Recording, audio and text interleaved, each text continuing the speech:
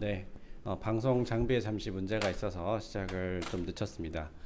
네, 안녕하십니까. 성북선잠박물관 선잠 아카데미 세 번째 시간입니다. 저는 선잠박물관 교육 담당 학예연구사 전서령입니다. 꾸준히 선잠 아카데미에 관심을 가져주시고 참여해 주신 분들께 감사드립니다. 저희가 저번 주에는 수원 화성으로 답사를 갔고요.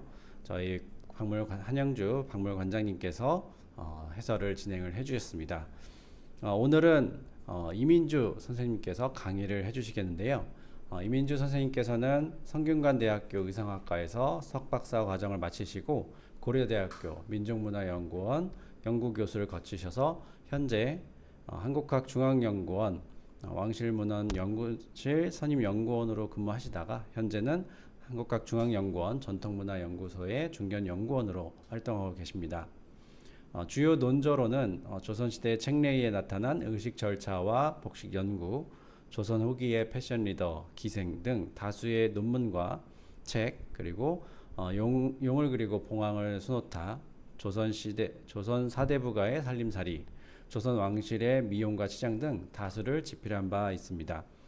현재 장서각에 소장되어 있는 여러 가지 한중일의 복식 문화를 비교하면서 우리 복식의 독창성과 보편성을 심층적으로 연구하고 계십니다.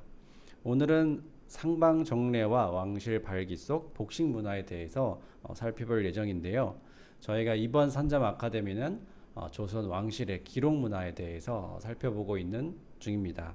그래서 첫 번째로 의궤, 두 번째로 답사를 수원 화성을 또 다녀왔고, 오늘은 상방정례와 또 왕실 발기라는 기록 문화를 가지고 그 안에 담긴 복식에 대해서 살펴보도록 하겠습니다.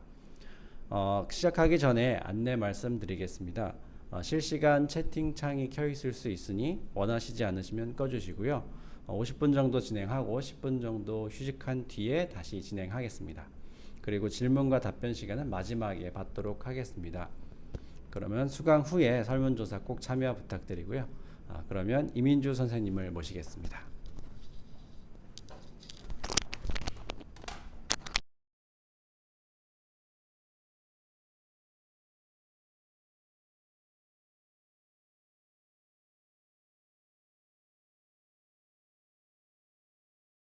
민주입니다. 네, 오늘 전서령 선생님께서 소개해 준 바와 같이 기록 문화 속에 담긴 복식 문화를 알아보는 시간인데요. 복식이라고 하는 것은 기록을 들어보면은 굉장히 많은 기록들의 실은 복식과 관련한 자료들이 있습니다. 그 중에서도 왕실 복식이라고 하는 것은 상방정례 또는 왕실 발기라고 하는 기록 문헌에 남아 있기 때문에 그거를 중심으로 좀 오늘은 살펴보려고 하는데요.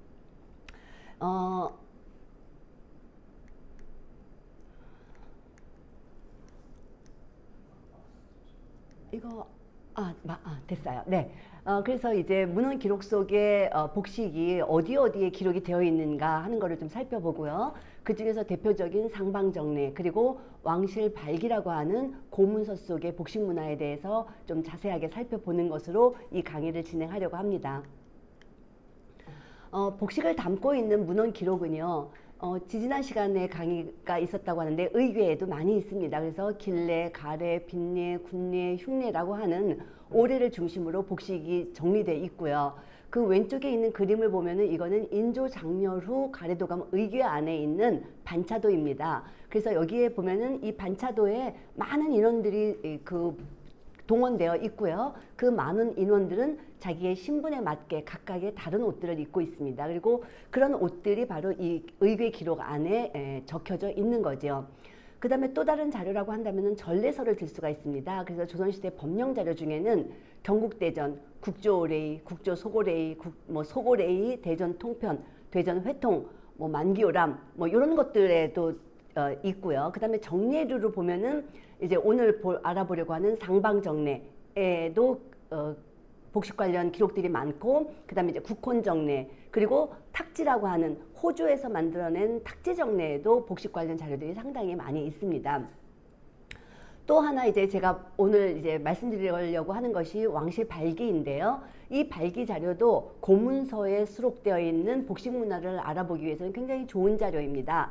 고문서라고 하는 것은 보통 낱장으로 된 문서를 이야기합니다. 그래서 이 고문서에서 보면은 이따 보시겠지만은 이 고문서에는 똑같은 사건 내지는 똑같은 주제로 된 기록들이 있는데 이것이 한문으로 되어 있는 것도 있고 한글로 되어 있는 것도 있어요. 그래서 오히려 더 두 개를 비교하면서 우리나라 복식 문화에 대해서 잘 알 수 있는 그런 자료가 또 왕실 발기라고 할 수가 있겠습니다.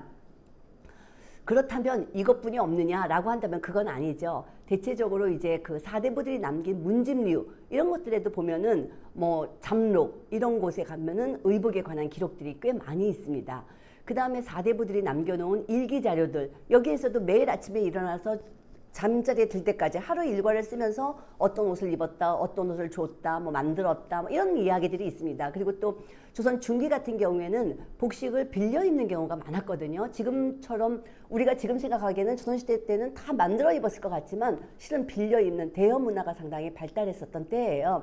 그러다 보니까 그 일기 자료에 보면은 옷을 빌려 입거나 빌려 주거나 뭐 이런 이야기들이 있습니다. 예를 들어서 미암 유이춘 같은 경우에는 미암 일기를 써놨는데요. 그 사람이 이제 한 11년 정도의 그런 기록들이에요. 일기 기록인데 거기에서 보면은 처음에 그 사람이 이제 그 유배를 갑니다. 유배를 갔다가 이제 해배가 되면서 이제 관직에 들어가는데 유배 중이어서 단령이 없는 거예요. 이제 관리로서 궁에 들어갈 때 관복을 입어야 되는데 그 옷이 없는 거죠.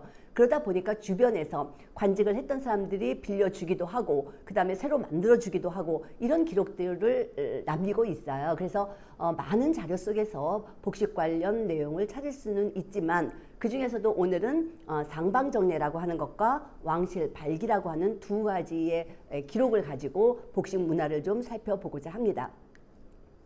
자, 그럼 먼저 이제 상방정례라는 거죠. 상방정례 과연 어떤 책이냐 하는 겁니다. 상방이라고 하는 것은 우리가 상의원이라고도 얘기를 하는데요. 그럼 상의원은 또 뭐냐? 상의원은 왕실에서 필요로 하는 의대, 물품 이런 것들을 전부 간직하고 있는 기관이라고 이해하시면 좋을 것 같아요.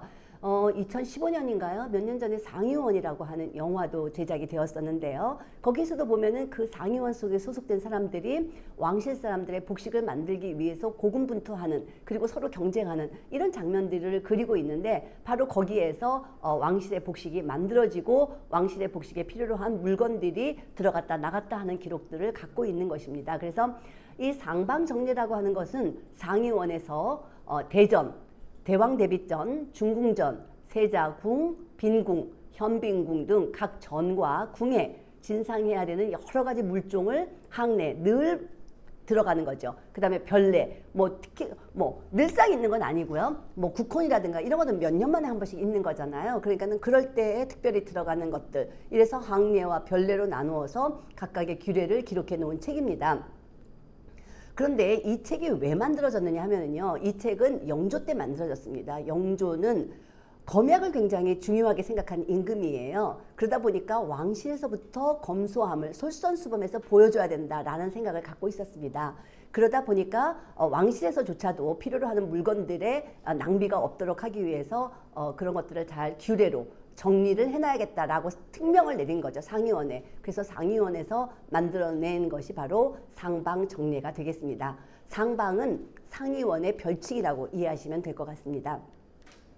자, 그런데 여기에서 하나 이런 거 있죠. 여기서 보시면 대전이 있고 세자궁이 있습니다. 그렇죠. 그러니까는 전이라고 하는 거는 왕비, 대왕 대비전에다가 얘기하는 거고 그 다음에 궁은 세자라든가 빈, 그 다음에 이제 빈인데 남편이 일찍 죽어서 왕으로 되지 못한 사람들. 예를 들어서 여기 현빈궁이 그런 사람입니다. 현빈궁은 누구냐면은 효장세자의 부인이에요. 그런데 효장세자가 일찍 죽었어요. 그런데 이제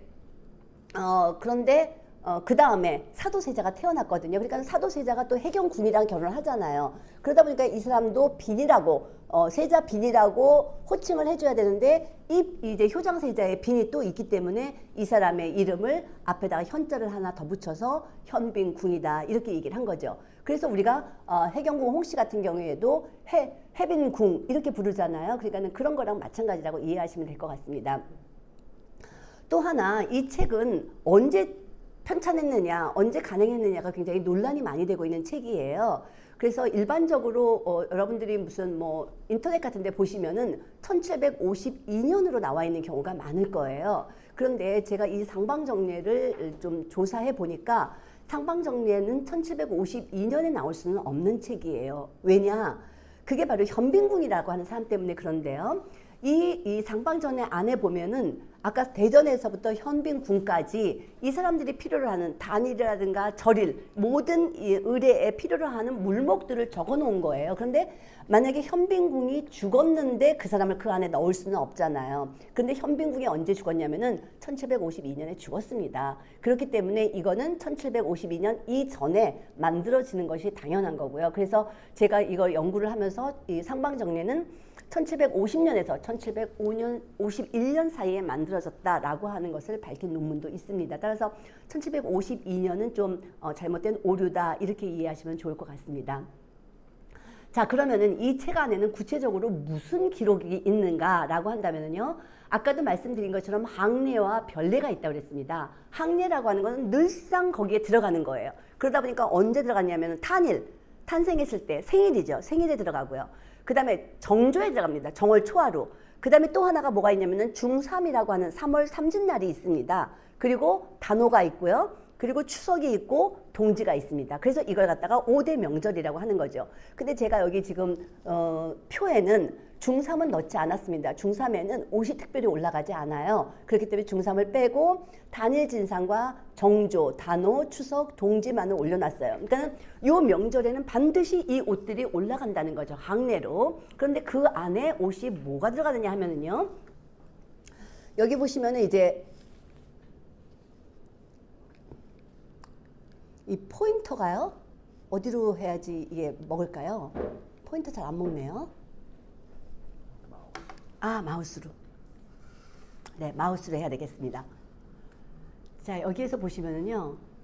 아, 여기 있네요. 지금 여기에서 보시면은 대전하고 세자궁 두 남자를 비교했어요.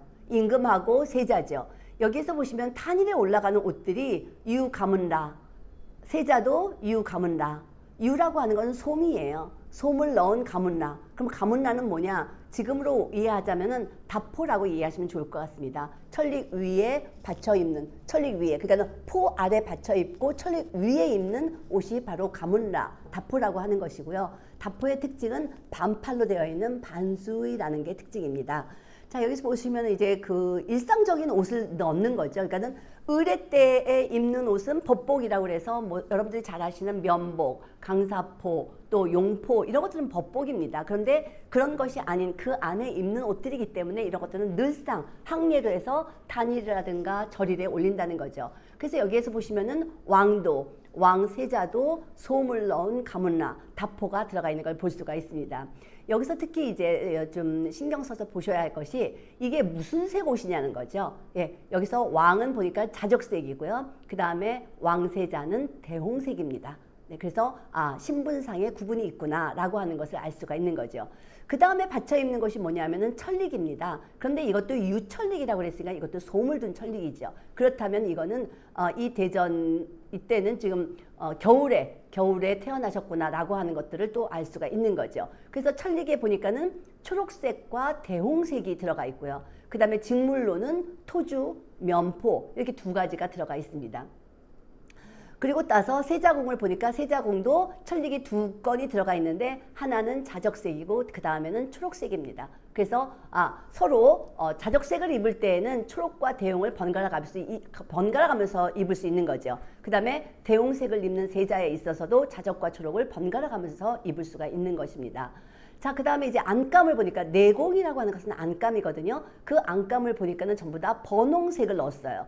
번홍색은 홍색보다는 조금 흐린 색이라고 이해하시면 좋을 것 같습니다. 그래서 안감으로 여기에서 보시면 대홍색이라고 하는 것은 홍색 중에서도 아주 쨍한 색깔 이런 것 이렇게 이야기할 수 있다면 번홍은 그거보다는 조금 흐린 색을 번홍이라고 얘기하고요. 그 다음에 또 대홍을 염색할 때 쓰는 것은 홍화가 들어가는 반면에 이 번홍은 단목이 들어갑니다. 그래서 염료 자체가 좀 달라요. 그래서 색깔이 다르게 나오겠죠. 그렇기 때문에 그래서 그렇게 조금 연한 홍색은 안감에 받쳐 입고 겉감에는 또 그 대홍으로 만든 그런 가문라를 입는구나라고 하는 것을 알 수가 있습니다. 그 다음에 이제 그런 것들을 보시면 재미가 있을 것 같고요. 그 다음에 이제 또 하나 재밌는 게 뭐냐면은 단오예요. 단오라고 하는 것은 5월 5일이니까는 양력으로 따지면 한 6월 한 중순 정도 되잖아요. 그러니까는 막 더울 때입니다. 그래서 단오에는 무슨 옷을 입느냐면은 전부 다 저포를 입어요. 저포가 뭐냐면 못입니다. 그리고 이때는 색깔이 있는 게 아니라 그냥 백저포, 그냥 원래의 색깔로 만든 못이 옷을 입는다는 거죠. 그래서 가문라도 그렇고 천릭도 그렇고 모두 백저포로 만든 것을 알 수가 있습니다. 이거는 세자도 마찬가지예요. 그 다음에 이제 추석 때가 되면은 이제 가을이잖아요. 가을이니까 이때가 되면은 겹으로 입습니다. 그래서 우리나라는 사계절이 뚜렷하기 때문에 절일이라고 할 때에는 정조니까 정월 초하루니까 춥잖아요. 그러니까 이때는 소물 둔 옷을 입고, 그 다음에 이제 단오에는 더우니까 모시로 된 백저포를 입고, 그 다음에 가을에는 좀 쌀쌀하니까 겹으로 된 거를 입죠. 그래서 겹철릭이 들어가는 것을 볼 수가 있습니다. 그리고 색깔은 전부 다 왕이 입는 색깔은 자적색, 초록색 또는 대홍색 이런 색 느낌을 알 수가 있고, 그 다음에 또 하나는 직물인데요. 전부 다 토주 아니면 면포로 만들어져 있습니다. 물론 겉에 입는 의뢰 때 입는 뭐 용포라든가 이런 거는 대단으로 만들죠. 비단으로 만들지만 안에 있는 것은 명주로 만들고 있는 것을 볼 수가 있습니다. 따라서 이렇게 토주로 만들었다고 하는 것 자체가 왕실에서 수용되는 물건들을, 이런 것들을 전부 다 우리나라에서 생산하는 명주로 만들고자 했다. 그래서 검약을 중시했다라고 이해하시면 될 것 같습니다. 그 다음에 이제 다시 또 동지로 왔어요. 그러니까 동지가 또 춥잖아요. 그러니까는 옷들이 전부 다 유가 붙어 있는 소못들로 구성되어 있는 것들을 볼 수가 있습니다. 따라서 이렇게 이제 색깔로 보면은 가문라는 자적이나 초록, 천릭은 초록, 대홍, 자적을 입고요. 그 다음에 세자궁은 대홍이나 자적을 입잖아요. 가문라가 왕이 초록을 입는 거에 비해서 세자궁에서는 초록이 없습니다. 대신 천릭에서 초록을 받쳐 입는 거죠. 그래서 이렇게 놓고 본다면은 겉에 입는 색깔, 가장 겉에 입는 것은 용포를 입겠죠. 의뢰라고 한다면 평상시에, 그러면은 골용포를 입었다. 그러면 그 안에 가문라를 입고 그 안에 천릭을 입는데, 용포로서 신분을 구분해요. 그래서 왕은 대홍색, 그 다음에 왕세자는 아청색을 입습니다. 그러다 보니까 그 안에 받쳐 입는 색으로 세자는 겉에 입은 아청 용포에 대해서 가문라를 입을 때는 붉은색으로 대홍이나 자적으로 입고요. 그리고 그 안에다가 천릭은 자적이나 초록색을 입는다는 거죠. 그래서 이 복색이라고 하는 것이 그냥 만들어지는 게 아니라요. 겉에 입는 색깔 뿐만 아니라 안에 입는 색깔과의 조화도 굉장히 중요하게 생각하고 그 옷을 만들었다라고 하는 것을 이해할 수 있겠습니다. 그 다음에 네. 그 다음에 이제 대전과 세자궁 각 의례시 복식과 복색은 그럼 또 어떠냐라고 하는 거죠. 보통 의례 때 입는 옷은 우리가 법복이라고 얘기를 합니다. 다시 말해서 법으로 정해진 옷이다라고 이야기를 하는데요.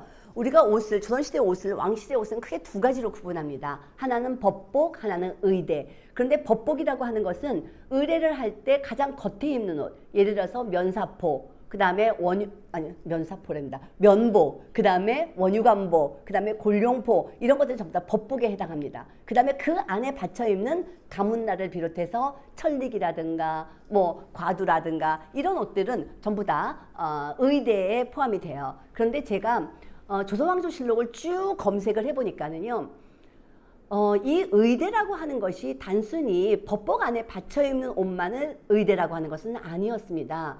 그러면 언제부터 법복과 의대가 구분이 됐느냐라고 한다면은 그거는 영조 정순 가래도감 의궤에서부터 보입니다. 이때부터 법복과 의대를 나누어서 법복은 그 가장 겉에 입는 의례용 복을 그 법복이라고 하고 아래 받쳐 입는 옷은 전부 다 의대라고 얘기를 했는데요. 실질적으로 조선왕조실록을 찾아보면 의대가 더 큰 개념이에요. 그래서 옷을 만드는 모든 종류의 부속물들까지도, 예를 들어서 솜 또는 실 이런 것까지도 전부 다 의대 안에 포함되어 있는 것들을 볼 수가 있습니다. 그럼에도 불구하고 지금은 이거는 이제 상방정례에 별내에 보면은 국혼이라든가 의례는 이제 별내에 해당하거든요. 여기에서 보시면은 의대라고 또는 법복이라고 이렇게 구분하지 않고 그냥 쭉 연결되어 있는 것들도 있어요. 그래서 여기서 보시면은 이게 그런 거죠. 예를 들어서 이게 능행, 왕릉에 행차하실 때 임금이 머리에 뭘 쓰냐면은 마미 두면 갓을 씁니다. 그리고 아래 입은 옷은 용포를 입고 가십니다. 물론 수원에 화성에 갈 때 군복을 입고 가고 거기 가서는 천릭을 입는 이런 경우도 있지만 지금 이런 일반적으로 상방정례에 규정되어 있는 능행시의 복식은 머리에는 마미두변을 쓰고 아래 옷은 용포를 입는 걸로 되어 있습니다. 자, 용포 한번 보시죠. 여기서 보시면은 여기까지는 지금 대전입니다. 대전의 것인데 여기서는 대홍색의 용포를 입고 용포는 운문 필단으로 만들어졌습니다. 그러면은 진현시에 보시죠. 진현시에도 마찬가지예요. 대홍색의 운문 필단으로 만들어져 있는데 세자궁은 아청색의 운문 필단이었습니다. 그래서 이런 것들이 색깔로 그 다음에 직물로 신분을 구분하는 것을 알 수가 있는 거죠. 자, 그래서 요거는 이제 그 정도로 보시고요. 그 다음에 이제 이건 이제 국혼에 있어서의 복식과 복색입니다. 여기에서 말씀드린 여기까지 면복에서부터 익선관까지 여기까지는 법복이라고 이해를 하시면 되고요. 그 이하로 내려오는 것들은 전부 다 의대로 이해하시면 되겠습니다. 그거는 영조, 정순우, 가래도감, 의궤를 기준으로 해서 그렇게 얘기할 수 있다는 거고요. 그냥 조선왕조실록을 통틀어서 볼 때는 의대라고 해도 크게 다르지 않다. 다만 또 이따 이제 고문서를 통해서 볼 텐데요. 왕실의 왕, 세자 이런 사람들한테만 의대라는 용어를 쓰고요. 그 옷이 황태자로 내려갔어요. 영친왕으로 만약 내려갔다. 그러면 그때는 의복이라는 말을 씁니다. 그래서 옷을 부르는 명칭조차도 신분에 따라서 좀 구분을 한다. 이렇게 이해하시면 좋을 것 같습니다. 자, 그래서 국혼 때 무슨 옷을 입느냐 하는 것을 제가 정리했어요. 대전은 면복을 입지요. 그리고서는 또 강사포도 입습니다. 그리고 용포도 입어요. 그래서 이런 것들이 쭉 정리가 되어 있고 세자궁도 마찬가지입니다. 그런데 대군, 의빈, 대군은 누구죠? 왕의 차자 이하입니다. 그러니까는 중궁전이 낳은 아들을 대군이라고 얘기하죠. 그 다음에 그냥 아들인 경우에는 뭐 왕자라고 얘기를 합니다. 그 다음에 이제 의빈은 누구예요? 의빈은 공주, 옹주의 남편, 그러니까 부마죠. 부마를 의빈이라고 합니다. 그래서 이런 사람들은 혼례 때 뭘 입느냐면은 다 대홍색의 달령포를 입습니다. 달령포를 입는 것을 볼 수가 있어요. 그래서 혼례 때 입는 옷 중에서 대군 이하 의빈에까지는 모두 붉은색의 홍포를 입는 것을 볼 수가 있고요. 그 위에 대전이라든가 세자궁 같은 경우에는 그 옷은 안에 받쳐 입는 거고 가장 겉에 보이는 옷은 면복이라는 사실을 알 수가 있습니다. 자, 지금 옆에 이제 구장복을 그려놓은 그림이 있는데요. 이거는 권오창 화백이 그린 그림입니다. 여기에서 보시면은 이제 요 위에 있는 여기 이제 용이 그려져 있고 여기에 이제 장문이 그려져 있는 이 옷이 어디까지 오느냐 하면은요. 이 옷이 여기까지 오는 옷입니다. 여기 까만색에 선둘러 있는 거 있죠. 여기까지 오는 옷의 길이입니다. 이게 의예요. 그 다음에 여기에 또 파란색이 보이고 뒤에 또 검은색 선이 보이죠. 이거는 중단에 해당하는 것입니다. 그러니까는 면복 안에, 현의 안에 받쳐 입은 옷이 되겠습니다. 자, 그 다음에 여기에 보시면은 여기에 또 검정색 선이 이렇게 또 둘러져 있는 게 있어요. 여기서부터 여기까지. 그거는 상이라고 하는 것입니다. 그래서 여기까지 있는 게 의, 그 다음에 그 안에 받쳐 입은 게 상, 그리고 그 밑에 입은 게 중단이 되겠고요. 그리고 요 의 위에 있는 것이 이게 뭐냐? 패슬이 되겠습니다. 그런데 여기에서 현의를 보시면은 이 현의의 색은 현색이라고 하는 건데 우리가 현색을 생각하면은 주로 이제 검은색, 검은 현자를 생각하죠. 그런데 이것이 국조올의 설에 보면은 이 현색이라고 하는 것은 청흑색의 약간의 적색이 가미된 색을 현색이다라고 한다고 합니다. 그래서 완전히 블랙은 아니에요. 청흑색에다가 약간의 적색이 가미된 색, 이것이 현색이고요. 그 다음에 이제 훈색이 있습니다. 이 훈색은 요 패슬에도 있고요. 그 다음에 상이라고 하는 거에도 있어요. 그래서 요 훈색은 강색을 3번 염색한 색이 바로 훈색이라고 얘기를 합니다. 그런데 우리가 보통 훈색이라고 하는 것은 또 흰색과 적색의 간색, 중간색을 또 훈색이라고도 얘기를 해요. 그거는 좀 이따가 다시 한번 또 말씀드리도록 하겠습니다. 그래서 이렇게 옷을 보면은 아주 다양한 색들이 이 안에 포함되어 있는 것을 볼 수가 있는데 그걸로써 신분을 구분하고요. 그 다음에 복식의 종류로서 또 신분을 구분한다라고 하는 개념을 가지고 가면 좋을 것 같습니다. 자, 그 다음에 이제 왕실 남성의 의대입니다. 이게 바로 이제 안에 받쳐 입는 옷들이죠. 여기서도 보시면은 대전과 세자궁은 천릭이라든가 과두 이런 것들 전부 다 초록 색깔 입어요. 그 다음에 대군, 의빈도 마찬가지입니다. 또 하나 그 밑에 입는 옷들을 보면은 액주름들이 있습니다. 그런데 액주름들을 전부 다 입는 걸 볼 수가 있어요. 다만 여기에서는 지금 의빈 같은 경우에는 또는 대군 같은 경우에는 그 안에 있는 받쳐 입는 액주름이지만 왕실의 대전이나 세자궁이 백색을 입는 거에 비해서 대군이나 의빈 같은 경우에는 이렇게 초록색을 입는 것을 볼 수가 있습니다. 그래서 이런 차이가 있지만은 안에 받쳐 입을 때는 약간의 색을 좀 넣어서 입는 것도 가능했다라고 하는 것을 알 수가 있는 대목입니다. 자, 그래서 복색으로 보는 왕실 남성의 복식을 보면은요, 대전은 현의를 위해 입잖아요. 그런데 그 현의는 청흑색에 약간의 적색이 들어간 것을 말하고요.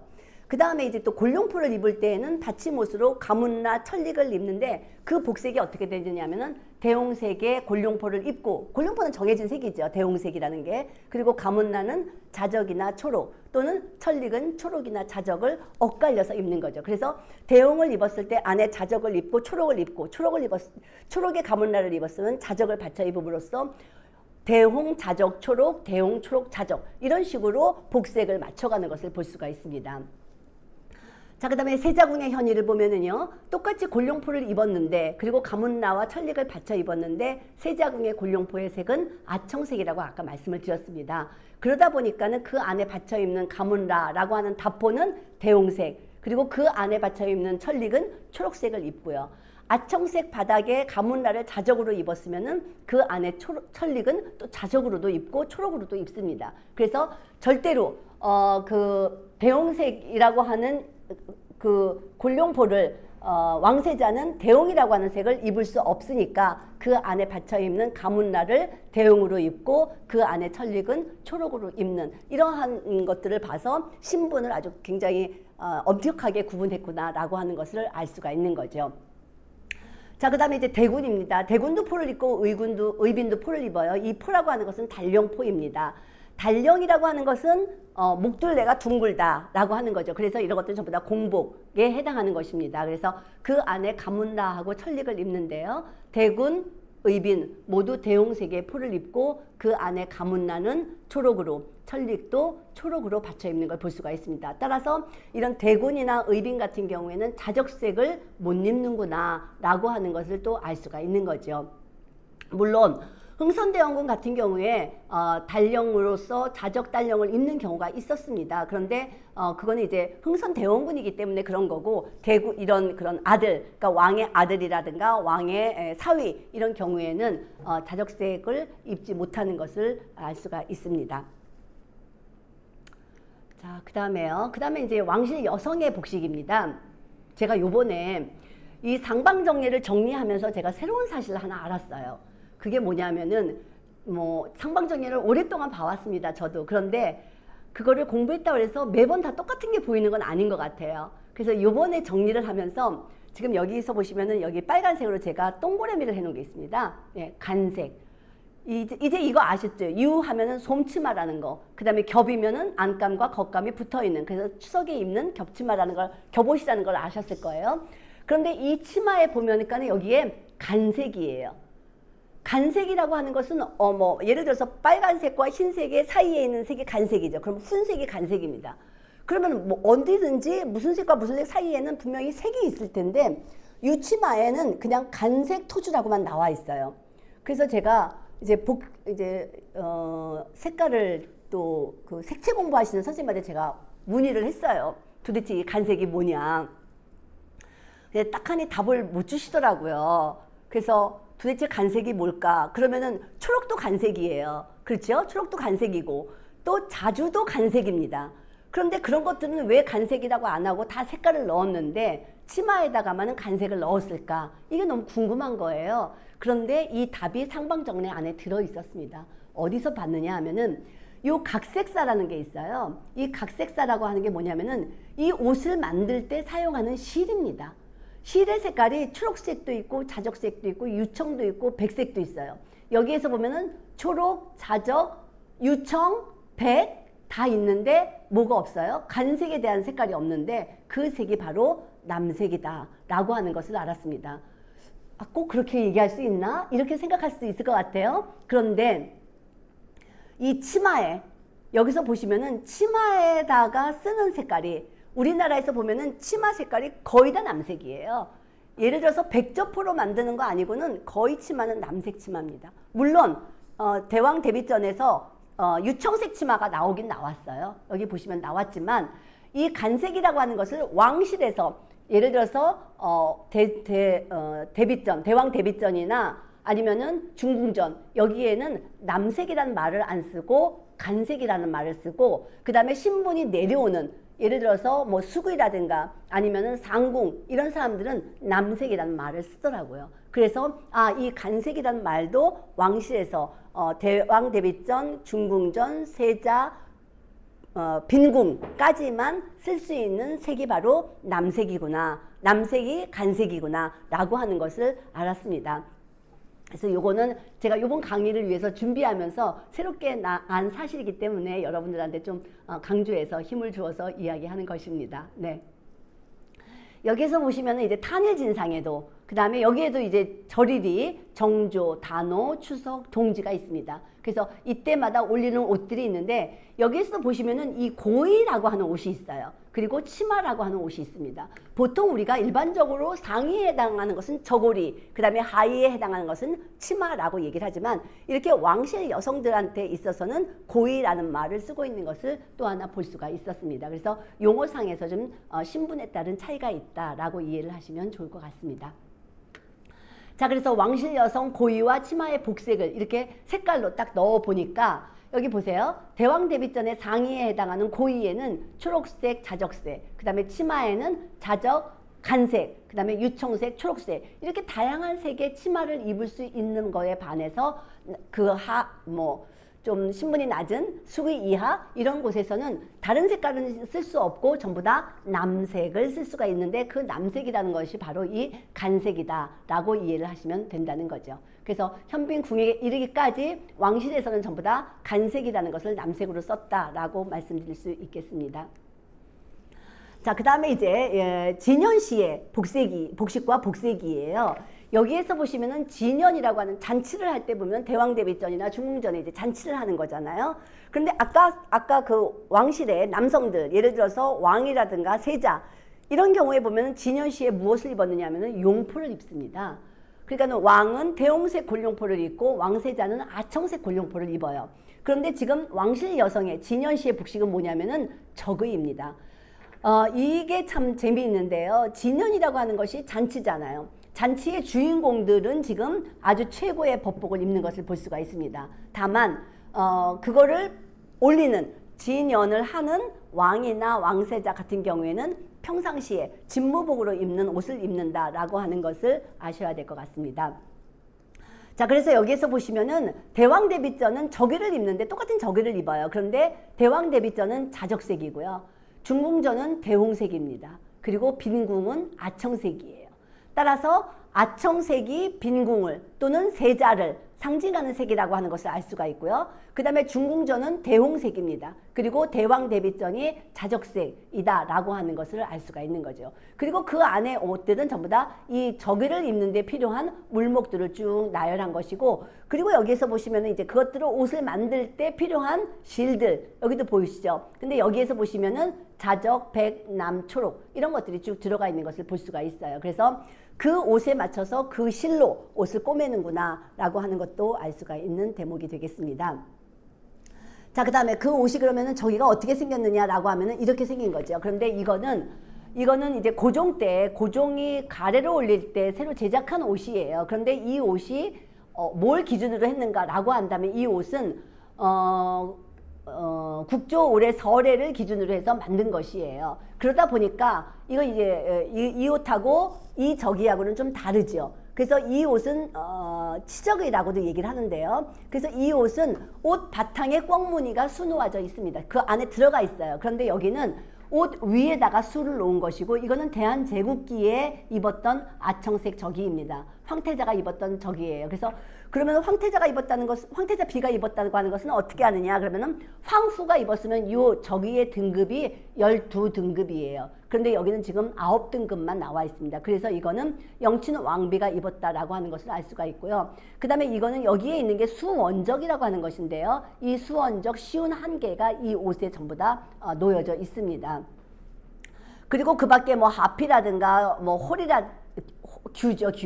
듀라든가 하는 것들은 지금 이제 다 같이 있고요. 그래서 이런 옷들을 입을 때에도 대왕 대비전은 자적색 적의, 자적별의, 자적내의, 자적패슬, 남색 상을 입는 거에 반해서 중궁전은 대홍색으로, 그리고 빈궁은 아청색으로 입으면서 그 안에 받쳐 입는 것들은 전부 다 대홍별의, 대홍내의, 대홍패슬, 남색 상을 입었다라고 하는 것을 알 수가 있는 거죠. 여기서도 보시면 이것이 전해후 치마이긴 합니다만은 전부 다 남색 상으로 기록하고 있어요. 그래서 그 아까 치마라고 하는 것은 전부 다 남색이고, 그래서 왕실에서 항내에 보냈던 탄일이라든가 절일에 보냈던 그런 간색 치마가 바로 남색 치마다라고 하는 것을 미루어 짐작할 수 있는 것입니다.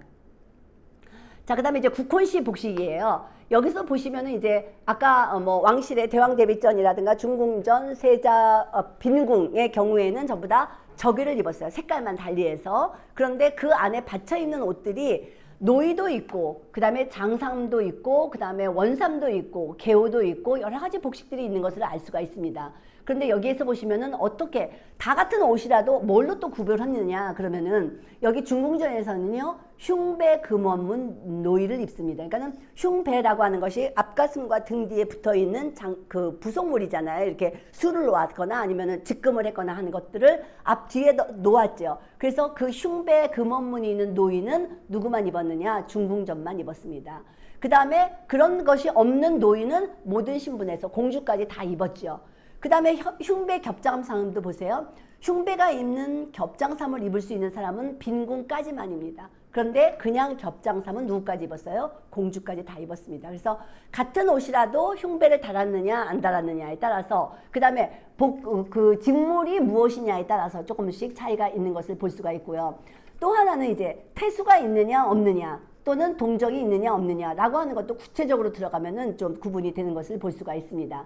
또 하나 재밌는 것은 원삼이라고 하는 건데요. 원삼은 중궁전에는 없습니다. 빈궁의대에서부터 보이는 거죠. 그래서 빈궁의대와 그 다음에 수구의대에서 이 원삼이 보이는데, 빈궁은 초록색, 그 다음에 수구의는 아청색의 원삼을 입음으로써 여기에서 또 신분을 구분하고 있는 것을 알 수가 있는 거예요. 자, 그 다음에 이제 받쳐 입는 옷들이 개호라고 하는 옷입니다. 뭐 정확하게 이 개호가 어떤 옷이다라고 밝혀진 바는 없지만은 이런 옷들 안에 받침 옷이다라고 하는 것은 알 수가 있는 거죠. 그런데 왕실의 중궁전이나 빈궁의대까지는 전부 다 대홍색을 입지만 그 이하에서는 백색을 입는 것을 볼 수가 있습니다. 그래서 신분에 따라서 또 복색이 구분되는구나라고 하는 것을 알 수가 있다는 거죠. 네, 제가 이걸 너무 좀 늦게 올렸네요. 이런 식으로.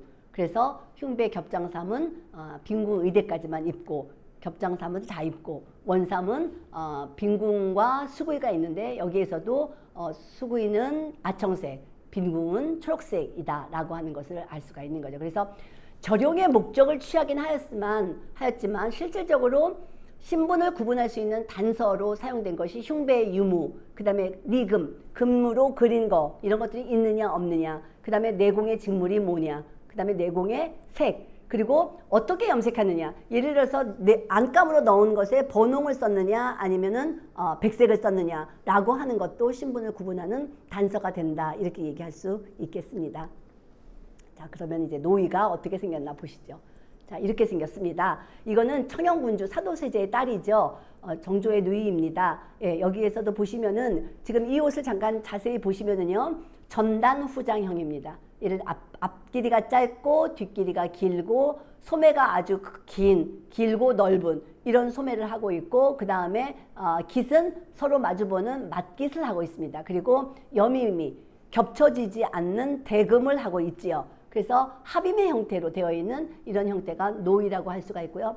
여기에 이제 뭐 수원적이라든가 이런 것들을 붙였던 흔적이, 니금으로 해서 붙였던 흔적이 보여지고 있습니다. 자, 그 다음에 이거는요, 보공공주의 홍장삼입니다. 보공공주는 순조의 딸이죠.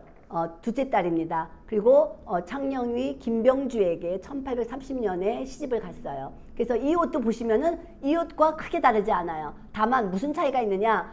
전단후장형 똑같죠. 소매도 길고 넓은 거 똑같습니다. 그런데 여기에서는 여기 그 돌연선이, 옆선과 돌연선이 여기 보건공주의 홍잠삼에서는 직선으로 되어 있는 것을 볼 수가 있는 거죠. 그래서 이런 것들은 시대가 바뀌면서 디자인이 조금 바뀌었다라고 이해를 하시면 좋을 것 같아요. 그리고 이런 옷들은 전부 다 이렇게 색깔이 있는 끝동을 붙이는 것을 알 수가 있어요. 그런데 보통 왕실의 끝동은 2가지 색을 붙입니다. 그런데 지금 여기 홍잠삼을 보면은 3가지 색깔을 된 걸 볼 수가 있어요. 그 다음에 여기에서도 보시면 이거는 이제 덕원공주의 노곤삼이에요. 덕원공주도 순조의 딸인데 여기가 셋째 딸이죠. 명원공주가 첫째 딸, 보곤이 둘째 딸, 덕원이 셋째 딸이에요. 남영이 윤의선한테 1837년에 시집을 갑니다. 여기에서 보시면은 앞자락이 짧고 뒷자락이 길고 똑같아요. 그래서 왕실의 예복은 전부 다 이런 식으로 형태는 되어 있습니다. 다만 시대에 따라서 옆선이 더 옆으로 퍼졌느냐 아니면 더 직선에 가까우냐 이런 것들로 조금 시대적인 구분을 할 수가 있지만 기본적으로는 앞길이가 짧고 뒷길이가 길고 그 다음에 소매가 길고 소매의 폭이 넓은 이런 대수를 하고 있고요. 그 다음에 기세 형태가 서로 마주보는 맞깃, 합임의 형태를 하고 있다라고 하는 것이 기본적인 왕실의 예복 차림이다라고 이해하시면 좋을 것 같습니다. 그래서 지금 선잠박물관에 있는 국의 역시 왕실의 예복이기 때문에 이런 기본적인 형태 구조가 같아요. 그래서 앞길이가 짧고 뒷길이가 긴데 다만 국이라고 하는 옷이 뽕나무가 돋아날 때의 색깔을 차용해서 만든 옷이다라고 해서 약간 놀이끼리한 색으로 만들어 놓은 것이 국의의 특징이라고 이야기할 수가 있겠습니다. 자, 그 다음에 이제 국헌시 복식 보시겠습니다. 국헌시에도 아까 이제 저기를 입었지만 그 안에 입은 옷들은 의대라고 하는 옷이라고 할 수가 있겠죠. 여기에서 보시면은 중궁정과 빈궁에는 고의가 있어요. 그런데 수구 이하는 고의 없죠. 그리고 수구 이하에서는 뭐가 있냐면은 유저고리가 있습니다. 그리고 저고리의 색깔도 보면은 전부 다 초록색으로 통일되어 있는 것을 볼 수가 있죠. 다만 여기 겹저고리 같은 경우에는 남색도 보이고 있습니다. 그러니까는 간색이라고 하는 초록색 또는 남색의 저고리를 입고 치마에는 무조건 남치마를 입는 것을 볼 수가 있습니다. 다만 왕실의 여성들 중궁전이나 빈궁, 대왕 대비전에서는 자적색, 초록색, 유청색, 간색까지 좀 더 다양하게 옷을 입는 것을 볼 수가 있는 거죠. 그래서 결론적으로 말씀드리면은 고의는 중궁정과 빈궁 의대에만 있고 수구 이하에서는 초록색과 남색 저고리를 입는 것을 알 수가 있고요. 그 다음에 중궁정과 빈궁만 이런 고의 안에 안감을 번홍색 안감을 댑니다. 그리고 그 이하에서는 모두 백색을 사용하는 것을 볼 수가 있어요. 또 하나 치마는 중궁정과 빈궁은 대홍색, 자적색, 남색을 사용하며 수구의 부인 공주는 남색만을 사용하고 치마의 안감은 모두 중궁전에서부터 일반 공주까지 전부 다 치마의 안감은 백색을 사용하는 것을 볼 수가 있습니다.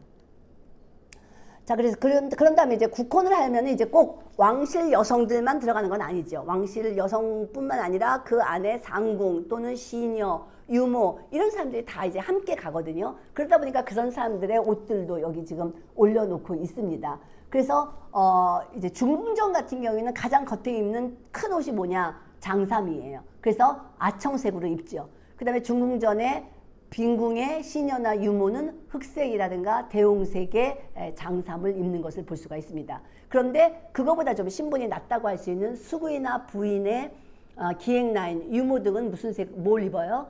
아청색의 하르이를 입는 걸 볼 수가 있습니다. 그래서 하르이는 또 뭐냐? 그러면 하르이는 화롯이라고 얘기할 수가 있어요. 그렇다고 해서 이 옷이랑 장삼과 화롯과 원삼이 그 복식의 형태에 있어서 크게 다르냐 하면은 그건 아니죠. 아까 보신 것처럼 왕실의 예복의 형태는 전부 다 소매가 크고 긴 대수에다가 전단 후장에 앞길이가 짧고 뒷길이가 긴 그런 길이를 가지고 있고 깃은 서로 마주보는 원삼깃이라고 하는 맞깃이고 여밈이 앞에서 여며지는 합임의 형태를 하고 있는 것이 바로 이런 예복의 특징이라고 할 수가 있겠습니다. 그리고 나면 이제 저고리 같은 경우에는 전부 다 이제 여기서도 지금 겹파리가 수구이와 부인의 그 대군의 아내죠. 대군의 아내를 부인이라고 합니다. 그 부인들의 기비라든가 유모 이런 사람들은 가장 겉에 입는 옷으로 겹파리를 입는 것이고요. 그래서 남색의 그 아청색이라고 하는 것은 보통 그러면은 무슨 색이냐 하면은요.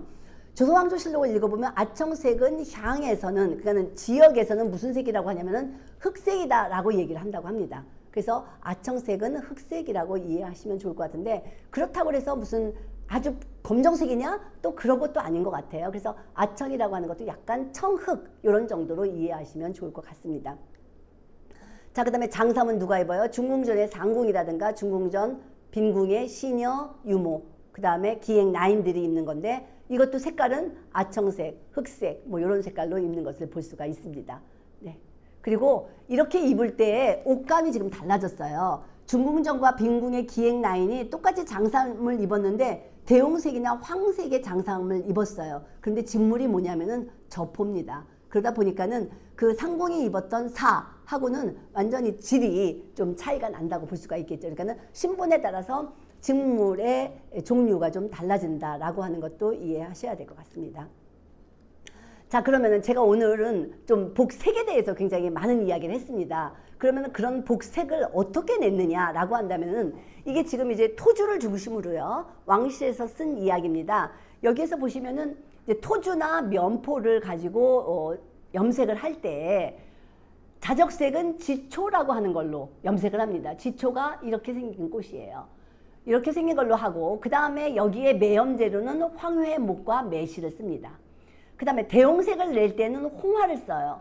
홍화가 이렇게 생겼습니다. 그런데 이 홍화에는 홍색과 황색이 같이 나옵니다. 그래서 홍색을 빼서 쓰는 거죠. 그리고 여기에 여회를 쓰고 매실을 매염재로 쓰고요. 그 다음에 유청과 초록을 만드는 색은 뭐냐면은 삼보라고 하는 광물성이에요. 여기에다가 황해목을 넣습니다. 그런데 유청과 초록은 이렇게만 해서 되는 것보다도 여기에다가 쪽을 얼마나 이 쪽을 얼마나 넣느냐에 따라서 유청이 되기도 하고 조금 연한 거죠. 유청은 그 다음에 더 진한 초록이 만들어지기도 합니다. 또 하나 이제 번홍이라고 있는데요. 아까 말씀드린 것처럼 번홍이라고 하는 것은 대홍보다는 조금 더 좀 약간 주황에 가깝다고 할까요? 그런 색이 번홍이에요. 그런데 그 번홍을 드리는 염료는 단목이라고 하는 겁니다. 이렇게 생겼습니다. 그래서 여기에서 번홍색 또는 홍색이 만들어지는 거고요. 매염제로 심황이나 백반을 쓰는 것을 알 수가 있습니다.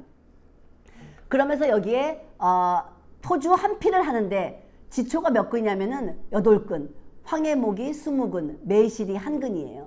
대홍을 하는 데는 홍화가 12근, 려회가 4두, 매실이 12근입니다. 그래서 이렇게 해서 하다 보니까 복색을 자적색이나 대홍색을 내기 위해서는 염료도 많이 들어가고 그리고 그만큼 염료가 많이 들어가고 매염제가 많이 들어가고 그러다 보니까는 공력도 많이 들어가는 거죠. 그래서 자적이나 대홍색 같은 경우를 아무나 입을 수 없게 되는 것입니다. 그 다음에 이제 실도 보세요. 실도 보면은 지초로 매 근당 13근이 들어갑니다. 그리고 홍환도 13근이 들어가고 오히려 실 한 근 할 때가 직물 한 필 할 때보다 더 많이 들어가는 것을 볼 수가 있어요. 어쩌면은 실을 원사기 때문에 거기에 더 염료가 더 많이 투여되는구나 라고 하는 것을 알 수가 있는 거죠. 예, 그래서 번홍이라든가 단목 이런 것들이 이런 염료에 의해서 만들어진다 라고 하는 것을 알 수가 있는 것입니다. 자, 그 다음에 이제 매염제예요. 이게 이제 염료만 있다고 되는 게 아니잖아요. 그러니까 이제 황해목이라고 하는 게 노린재 나무입니다. 그래서 이거를 태워가지고 재를 쓰기도 하면은 자적이나 초록이나 유청이 만들어지고요. 려회라고 하는 것은 명화주를 태운 재입니다. 그래서 요거를 가지고 아까 대홍을 홍화에서 황색도 빼고 홍색도 빼는데 여기에 명화주를 태운 재를 넣어서 홍색을 빼내는 거죠. 그 다음에 매실도 필요하고 그 다음에 백반은 번홍이나 홍색을 만들 때 사용되는 매염제가 되겠습니다. 그래서 이런 것들이 아까 그 말씀드린 상방정례안에 다 수록이 되어 있어요. 그리고 아까처럼 그렇게 자세하게 한 피를 하는데 몇 근이 들어가는지 라고까지 되어 있어서 왕실의 의복을 만드는 데에는 굉장히 좀 철저한 그런 그 검증을 통해서 어떤 규례에 의해서 정해졌구나 라고 하는 것을 알 수가 있는 거죠. 한번 염료를 한번 비교해 보도록 하겠습니다. 번홍 정주 한 피를 만드는데요. 번홍은 아까 단목으로 만든다고 그랬습니다. 그래서 단목 8량을 기준으로 해서 만드는데 대홍토주는 홍화가 12근이 필요해요. 근데 한 근은 16량입니다. 그래서 16 곱하기 12를 하면은 이 번홍 정주를 만들 때하고 대홍 토주를 만들 때하고는 번홍 정주는 24분의 1밖에 안 들어가요. 대홍 토주 만드는 것보다. 그러니까 훨씬 더 돈이 덜 들어가는 거죠. 번홍 정주가. 그러니까는 안감에다가 왕실에서는 거기다 쓰고 대홍 토주 만들 때는 더 많은 비용과 공력이 들어가니까 겉에 입는 옷에다가 만든다는 것을 알 수가 있는 거죠. 그 다음에 토주보다는 면포가 또 토주를 만들 때 더 많이 들어가는 거죠. 그래서 토주는 그 면포는 홍화가 9근이 들어가요. 한 피를 만드는데. 그리고 단목과 비교하니까는 18분의 1이면 대홍 면포가 만들어집니다. 그러니까는 토주 만드는데 얼마나 많이 들어가는 건지, 대홍 토주를 만들 때 홍화가 얼마나 많이 들어가는지 알겠죠. 그 다음에 대홍사도 그렇고 홍주사도 그렇습니다. 그래서 홍주사하고 대홍사하고 비교해 보면은 홍주사는 한 근, 대홍사는 13근이에요. 그러니까는 대홍색을 만들기 위해서 굉장히 훨씬 더 많은 염료가 소요된다라고 하는 것을 알 수가 있죠. 홍색과 대홍색을 비교해 보면 13분의 1이잖아요. 그러니까는 홍색을 만들 때보다는 대홍색을 만드는 데 드는 비용이 훨씬 더 많다라고 하는 것을 알 수가 있어요. 그러니까는 그런 대홍색 누구만 할 수 있어요? 왕실의 뭐 중궁전, 그다음에 대전, 또 세자궁, 빈궁 뭐 이런 쪽에서만 대홍색을 쓸 수 있고 그 이하에서는 대홍색을 쓰기라는 것은 어렵죠. 만약에 대홍색을 쓴다 하면은 면포를 쓰는 경우는 있습니다. 네. 자, 그래서 왕실의 전통색은 어떻게 구성되느냐 하면은요, 주로 이제 오방정색이라고 하는 것부터 시작을 하죠. 방위로 따져보면 적백, 창황, 흑 이렇게 해서 가운데가 황이 있고요. 이런 오방색에서 오방색의 사이사이에 있는 색깔, 그것이 바로 간색입니다. 그래서 지금 여기에서 보시면은요, 여기 적색과 백색 사이에 있는 게 홍색이고요. 그렇죠? 그 다음에 적색과 황색의 상간을 이루는 게 훈색입니다. 그래서 상극이냐 상생이냐에 따라서 이게 복색이 달라지는 것을 볼 수가 있습니다. 그래서 여기에 있는 홍벽, 농, 류, 자 이거는 상극 간색이 되겠고요. 이 안에 들어있는 것들은 상생, 간색이 되겠습니다. 서로 상생하는 간색이고요. 서로 극하는 간색이라는 거죠. 그런데 우리의 복색에서 보면은 상극색을 더 많이 쓰는 거죠. 그래서 홍색이라든가 벽색, 그 다음에 녹색, 유청색이죠. 유색, 자색 이런 것들이 전부 다 우리나라 왕실에서 사용하는 복색이다라고 이 얘기를 할 수가 있는 거죠. 그래서 이런 색들은 주로 이제 상의에 쓰는 거고요. 그 다음에 이제 하의에는 남색을 쓴다고 아까도 말씀드렸고요. 그럼에도 불구하고 가장 안에 입는 옷 복색은 어떠냐 하면은 그거는 전부 다 흰색을 주로 많이 쓰고 있는 것을 볼 수가 있습니다. 자, 그래서 이제 색깔을 좀 더 자세히 좀 한번 보도록 하겠습니다. 이런 게 현색이죠. 아까 말씀드린 것처럼 청흑색에 적색이 가미된 현색이 바로 왕의 면복을 만드는 현의의 색이 되겠습니다. 네. 우리가 지금까지는 전부 다 이걸 갖다가 뭐 검은색, 아청색 이렇게도 볼 수 있었어요. 그런데 문헌 기록 속에서 이것은 현색이고 현색은 청흑색의 적색에 가미된 색이다라고 분명히 기록에 나와 있습니다. 그래서 이런 색이 되는 거고요. 그 다음에 이제 대홍색이죠. 대홍색은 영조어진의 골룡포의 색이 대홍색이고요. 영친왕의 홍골룡포가 있고요. 국말로 가면은 이렇게 지금 보여드리는 이런 것들이 낱장으로 된 고문서 왕실 발기입니다. 여기에서 보시면은 용포인데요. 이 용포의 색이 다홍색이라고 나옵니다. 그래서 어떤 곳에서는 홍색, 어떤 곳에서는 다홍색, 어떤 곳에서는 대홍색 이렇게 얘기를 하는데 시기마다 조금 달리 불렀던 명칭인 것 같기도 하고요. 아니면 그들 나름대로 홍색이 좀 진하냐 아니면 조금 연하냐에 따라서 홍색의 명칭을 불렀을 수도 있겠다라고 이해할 수가 있겠습니다. 자, 여기도 다 홍색이에요. 그런데 이 홍색은 영친왕비 홍원삼이라고 명명되어 있어요, 지금. 그 다음에 이거는 다홍 대화단 창이라고 되어 있어요. 이거 보면 더 진한 빨강 같은데도 이거는 다홍이라고 되어 있고요. 그 다음에 이거는 광해군비의 토주 겹 장저고리거든요. 이것도 홍색 저고리라고 되어 있습니다. 그런데 이 색은 제가 보기에는 이 색은 조금 더 흐린, 예를 들어서 무슨 번홍이나 이런 정도의 홍색이 아니었을까라는 생각이 드는 거죠. 어쨌든 이 옷은 접어놓고 이래가지고 좀 바랜 것을 볼 수가 있는데 처음의 색깔은 이런 정도의 색깔이었을 것 같습니다. 그래서 홍색의 베리에이션도 상당히 넓다라고 하는 것을 알 수가 있는 거죠. 자, 이거는 이제 상궁이 입었다고 하는 아청색 주 겹 당저고리가 되겠습니다.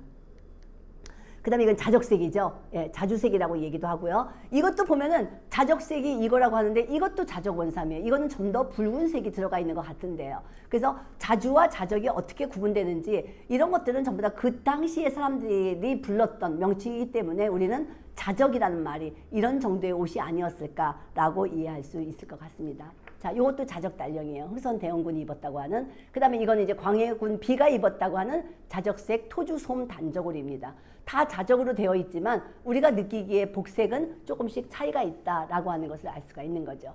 자, 이것도 초록색입니다. 이건 녹원삼이에요. 이것도 덕원공주가 입었던 녹당이입니다. 얘가 안감을 받쳐서 그렇고 얘는 홑겹이라 조금 더 좀 약간 유청색 정도로 이렇게 보이는데 전부 다 초록으로 명명되어 있는 색깔이 되겠습니다. 자, 이것도요. 이것도 초록 대화단 사교삼이고요. 이것도 덕혜옹주가 입었던 녹당이가 되겠습니다. 그런데 이거는 초록이라고 얘기했지만은 또 어떻게 보면은 이거는 약간 좀 채도가 낮아서 두록색 이런 정도로도 느껴져요. 그래서 초록색도 좀 베리에이션이 좀 넓다 이렇게 얘기를 할 수가 있는 거죠. 자, 그 다음에 이제 이게 간색이라고 하는 남색이 되겠습니다. 그래서 요거는 이제 그 전복이 되겠고요. 요거는 전행후 치마가 되겠고, 요거는 영춘왕비가 입었던 남색 대란 치마가 되겠습니다. 전부 다 남색이라고 불러지고 왕실의 그 높은 신분의 어르신들, 뭐 중궁전, 대왕대비전, 빈궁, 현빈궁까지도 빈궁까지는 전부 다 이런 것들을 간색이라고 불렀다라고 하는 사실을 알게 되었습니다. 네, 이게 이제 유청색이죠. 약간 연두빛에 가까운 이런 색깔이 되겠습니다. 네. 자, 이런 것들이 유청색이고요. 그 다음에 이제 번홍이라고 하는 것이 안에 지금 이제 자적 용포인데 안에다가 번홍색을 댔다는 거죠. 그런데 우리가 느끼기에는 뭐 대홍하고 크게 다르지 않네 이렇게 이해를 하실 수 있을 것 같아요. 근데 안감에다가 대홍까지는 넣지 않죠. 그러니까 이거는 번홍색이나 또는 목홍 정도가 되지 않을까 이렇게 이해를 하는 것입니다. 네. 그 다음에 이제 백색을 대었는데 안감에 백색 되죠. 그 다음에 동정에 백색 되는 것을 볼 수가 있습니다. 그래서 안감은 모두 치마의 안감은 모두 백색이다 라고 하는 것을 알 수가 있고요. 그래서 왕실 복색이 갖는 의미를 한번 찾아본다면 왕실 복식은 법과 의대로 구분해요. 그리고 그 신분에 따라서 복식의 종류 및 복색의 차이가 있죠. 그래서 지금까지 알아본 것처럼 왕실의 복색은 대표적인 것이 자적색, 그 다음에 초록색, 대홍색, 유청색, 남색 이런 것들이 가장 기본적인 색이라고 할 수가 있겠습니다. 그리고 이런 것들을 염색하기 위해서는 자적은 지초로, 대홍은 홍화로, 초록과 유청은 삼보로 색을 냈으며 이 황해목, 매실, 리어회, 백반 등의 매염제를 사용했다라고 하는 것도 알게 되었습니다.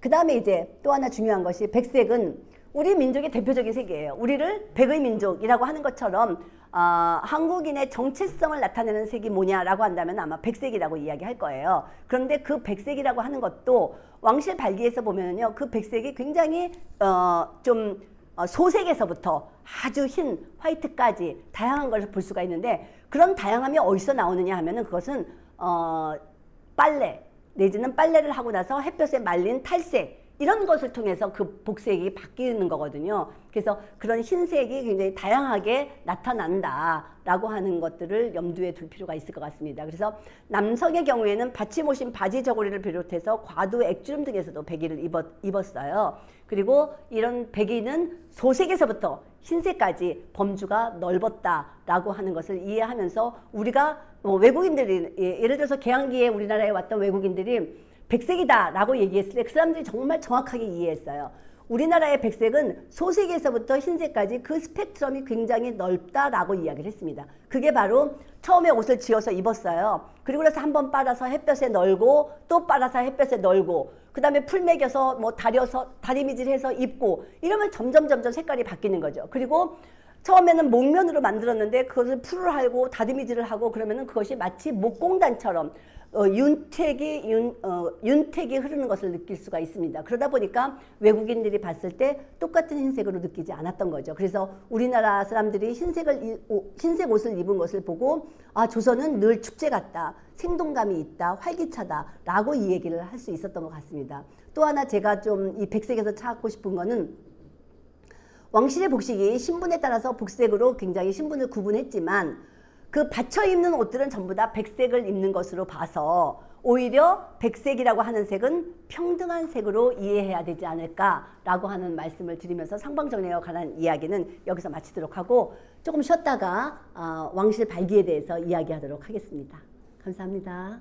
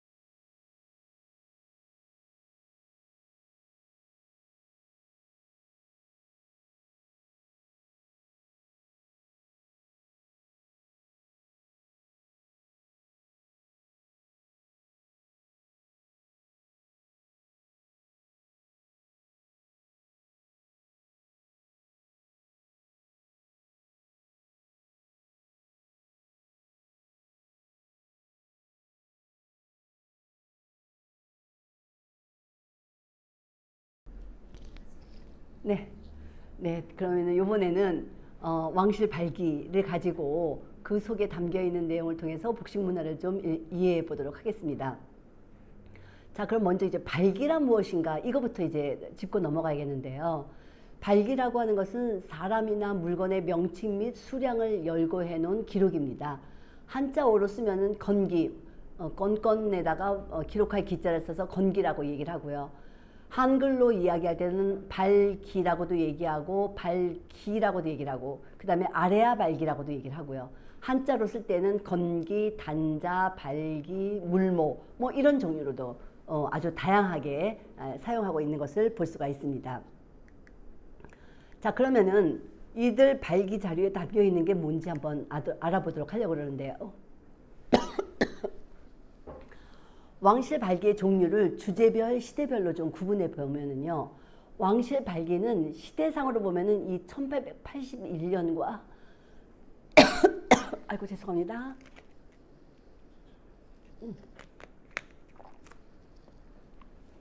81년과 82년 사이에 자료가 제일 많아요. 그러면은 이때 왜 이렇게 많으냐 하면은 이때가 바로 순종이 관례를 치르고 가례를 치르고 뭐 할 때에 사건이 있었던 그 시기입니다. 그러다 보니까 그 시대에 그 시기에 굉장히 많은 옷들이 만들어졌어요.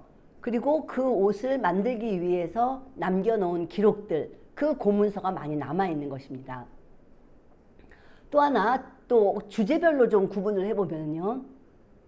의대, 아까 말씀드렸죠. 왕실의 복식을 좀 높여 부르는 거 의대라고도 한다.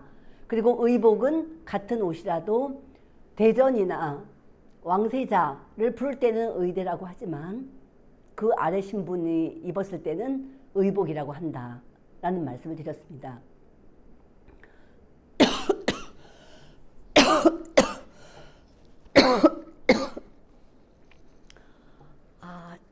큰일 났네요. 자, 그 다음에 이제 의대차라고 한다면은 옷을 만드는 직무를 담고 있는 발기자료입니다. 예를 들어서 이제 발기자료가 이렇게 있어요. 그런데 여기에서 보면은 다홍, 운문단, 골룡포 이렇게 있으면 옷을 만들어서 옷 하나를 올린 거예요. 그런데 다홍, 운문단, 한필 이렇게 의대차가 있으면은 옷을 만들기 위한 직무를 적어놓고 있다라고 이해를 하시면 될 것 같습니다. 그 다음에 이제 금침이라든가 도침, 돌연, 보 뭐 여러 가지가 있고요. 또 하나는 행사를 이렇게 치르고 나면은 그 행사에 맞게 그 행사를 위해서 일했던 많은 사람들이 있잖아요. 그 사람들한테 상을 내립니다. 그게 바로 상격발기예요. 또 하나는 제사를 지낼 때 뭐 쓸 수 있는 위축이라든가 제수발기가 있고요. 그 다음에 그 안에 동원되어 있던 사람들한테 내려주는 그런 뭐 동원되는 사람들을 기록해 놓은 차비관 발기도 있습니다. 그 다음에 그릇 발기도 있어요. 그래서 이 왕실 발기를 보면은 제가 지금 말씀드렸죠. 언제 때부터 있냐면은 1823년부터 1930년도까지 있습니다. 그러니까 거의 한 100여 년에 가까운 그런 시기 동안에 작성된 기록이죠. 그래서 그 안에서 있었던 여러 가지 의례를 하면서 그 의례 때마다 필요했던 물목들을 적어 놓은 기록이다라고 이해하시면 될 것 같습니다. 자, 그런데 그럼 그 발기는 어떻게 생겼느냐 하면은요. 보통은 세로가 24cm 내외예요. 그리고 가로로 길어요. 짧은 거는 20cm부터 긴 거는 2500cm까지 정말 많은 종류가 있습니다. 그러다 보니까 이렇게 긴 종이는 그냥 보관할 수가 없어요. 그래서 두루마리 형태로 말아서 놓기도 하고요. 어떤 경우에는 그거 좀 두꺼우면은 절첩형이다 해가지고 접습니다. 접어서 놓기도 하고요. 그 다음에 같은 유형이면은 묶어서 성책을 만들기도 하고요. 그 다음에 나무판 같은 데다가 판형으로 만들기도 합니다. 그리고 종이도 아주 좋은 저지, 당나무, 예를 들어서 좋은 품질의 초주지나 왕실에서 쓰는 초주지, 저주지를 비롯해서 시대가 1930년 이쪽으로 넘어가면 갱지, 인찰지까지 아주 다양하게 사용되고 있는 것을 볼 수가 있습니다. 자, 지금 여기서 보시면은요, 이런 것들은 저지예요. 지금 올라온 거 소색이고요. 국립고궁박물관에 소장되어 있는데 특히 이런 왕실의 것들은 가장자리의 테두리에다가 붉은 괴선을 그리죠. 이런 것들은 왕실의 물건이라는 것을 단번에 알 수 있는 단서가 됩니다. 그 다음에 이제 아래에 있는 것들은 저지인데요. 어떤 것들은 이렇게 색지도 있고, 그 다음에 소색의 그냥 죽지도 있고요. 그리고 염색을 한 이런 저지도 있습니다. 그리고 인찰지, 이왕직 때 썼던 그런 인찰지에 인쇄를 해서 만든 이런 종이도 있습니다. 그래서 아주 다양한 종이들에 쓰여져 있는데요. 가장 먼저 쓰여진 게 1823년의 발기입니다. 이때가 어떤 때냐면은 순조의 장녀 명온공주죠. 명온공주의 남편이 동령위입니다. 이 동령위를 맞이하면서 간택을 할 때 그 단자예요. 우리가 잘 알기로는 간택 단자 할 때는 처자들의 간택 단자만 알았지, 이렇게 공주의 남편인 의빈의 단자가 이렇게 남아있는 것들은 잘 못 보셨을 거예요. 여기에서 보시면은 이게 이제 동령위라고 하는 사람이고요. 초간택을 했고요. 이때에 동몽이 몇 명이 들어왔냐면은 17명이 들어왔어요. 그래서 여기에서 7명이 뽑혔죠. 그래서 재간택에서 2사람이 뽑혔습니다. 그리고 마침내 3간택을 통해서 동령위가 선정은 아니고 선발이 된 거죠. 네, 그래서 이런 것처럼 남자를 위한 간택단자도 이렇게 있는 것을 볼 수가 있는 거죠. 그 다음에 이거는 이제 제일 마지막에 있었던 것입니다. 그래서 이거는 가장 늦은 시기인 1930년대의 접대 발기입니다. 이강공 비 등에게 올린 상인데요. 이강공이 누구냐면은 의친왕입니다. 이강공이 이렇게 생긴 사람이고요. 의친왕은 영친왕의 형이죠. 네, 둘째 아들입니다. 그 다음에 여기가 이제 다섯째 아들이고 일곱째 아들이고 그렇구나. 영친왕이. 그 다음에 이 사람이 의친왕 비가 되겠습니다. 이 사람들한테 올린 그러한 물목을 적어놓은 왕실 발기가 이렇게 되는데, 시대가 좀 내려가다 보니까 시대가 올라가고 그 다음에 왕실에서의 중요 인물의 사건에 쓰여져 있는 발기라면은 염색을 했거나 아니면 초주지나 저주지에다 쓴 거에 반해서 이렇게 후기로 내려오면 여기 오른쪽에 붙어있는 노리끼리 한 거는 마치 갱지같이 생겼잖아요. 이걸 갖다가 붙여놓은 거죠. 여기서 보시면은 소하 5년, 다시 말해서 1930년이 일제시기라는 걸 알 수가 있어요. 소하 5년으로 되어 있어서. 예, 그래서 이렇게 소하 5년을 여기는 이제 소하라고 썼지만은 원래 이렇게 소하죠. 소하 5년에 만들어진 작성된 발기 자료가 되겠습니다.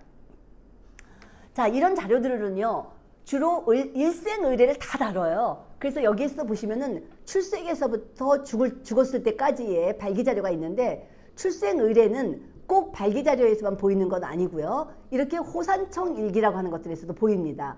왕실에서 중전이 아이를 낳았어요. 그러면은 아이를 낳으려고 하면은 그 아이가 태어나기 몇 달 전부터 산실청이라는 게 차려집니다. 그래서 거기에서 산모가 태교도 하고 이러면서 아이를 낳아요. 그런데 이게 이제 정실이 아니고 후궁에서 나오는 자식이라고 한다면은 산실청이 아니라 호산청이 치러집니다. 그래서 호산청이 설치가 되면은 거기에서 이제 아이를 낳지요. 그런데 보통 호산청은 한 달 전에 만들어져요. 그리고 영친왕이 태어날 때는 하루 전날인가 만들어지는 걸 볼 수가 있습니다. 그런 정도로 이제 호산청이 차려지는데, 지금 이거는 누구의 호산청 일기냐면은요, 최씨인데 귀인이에요.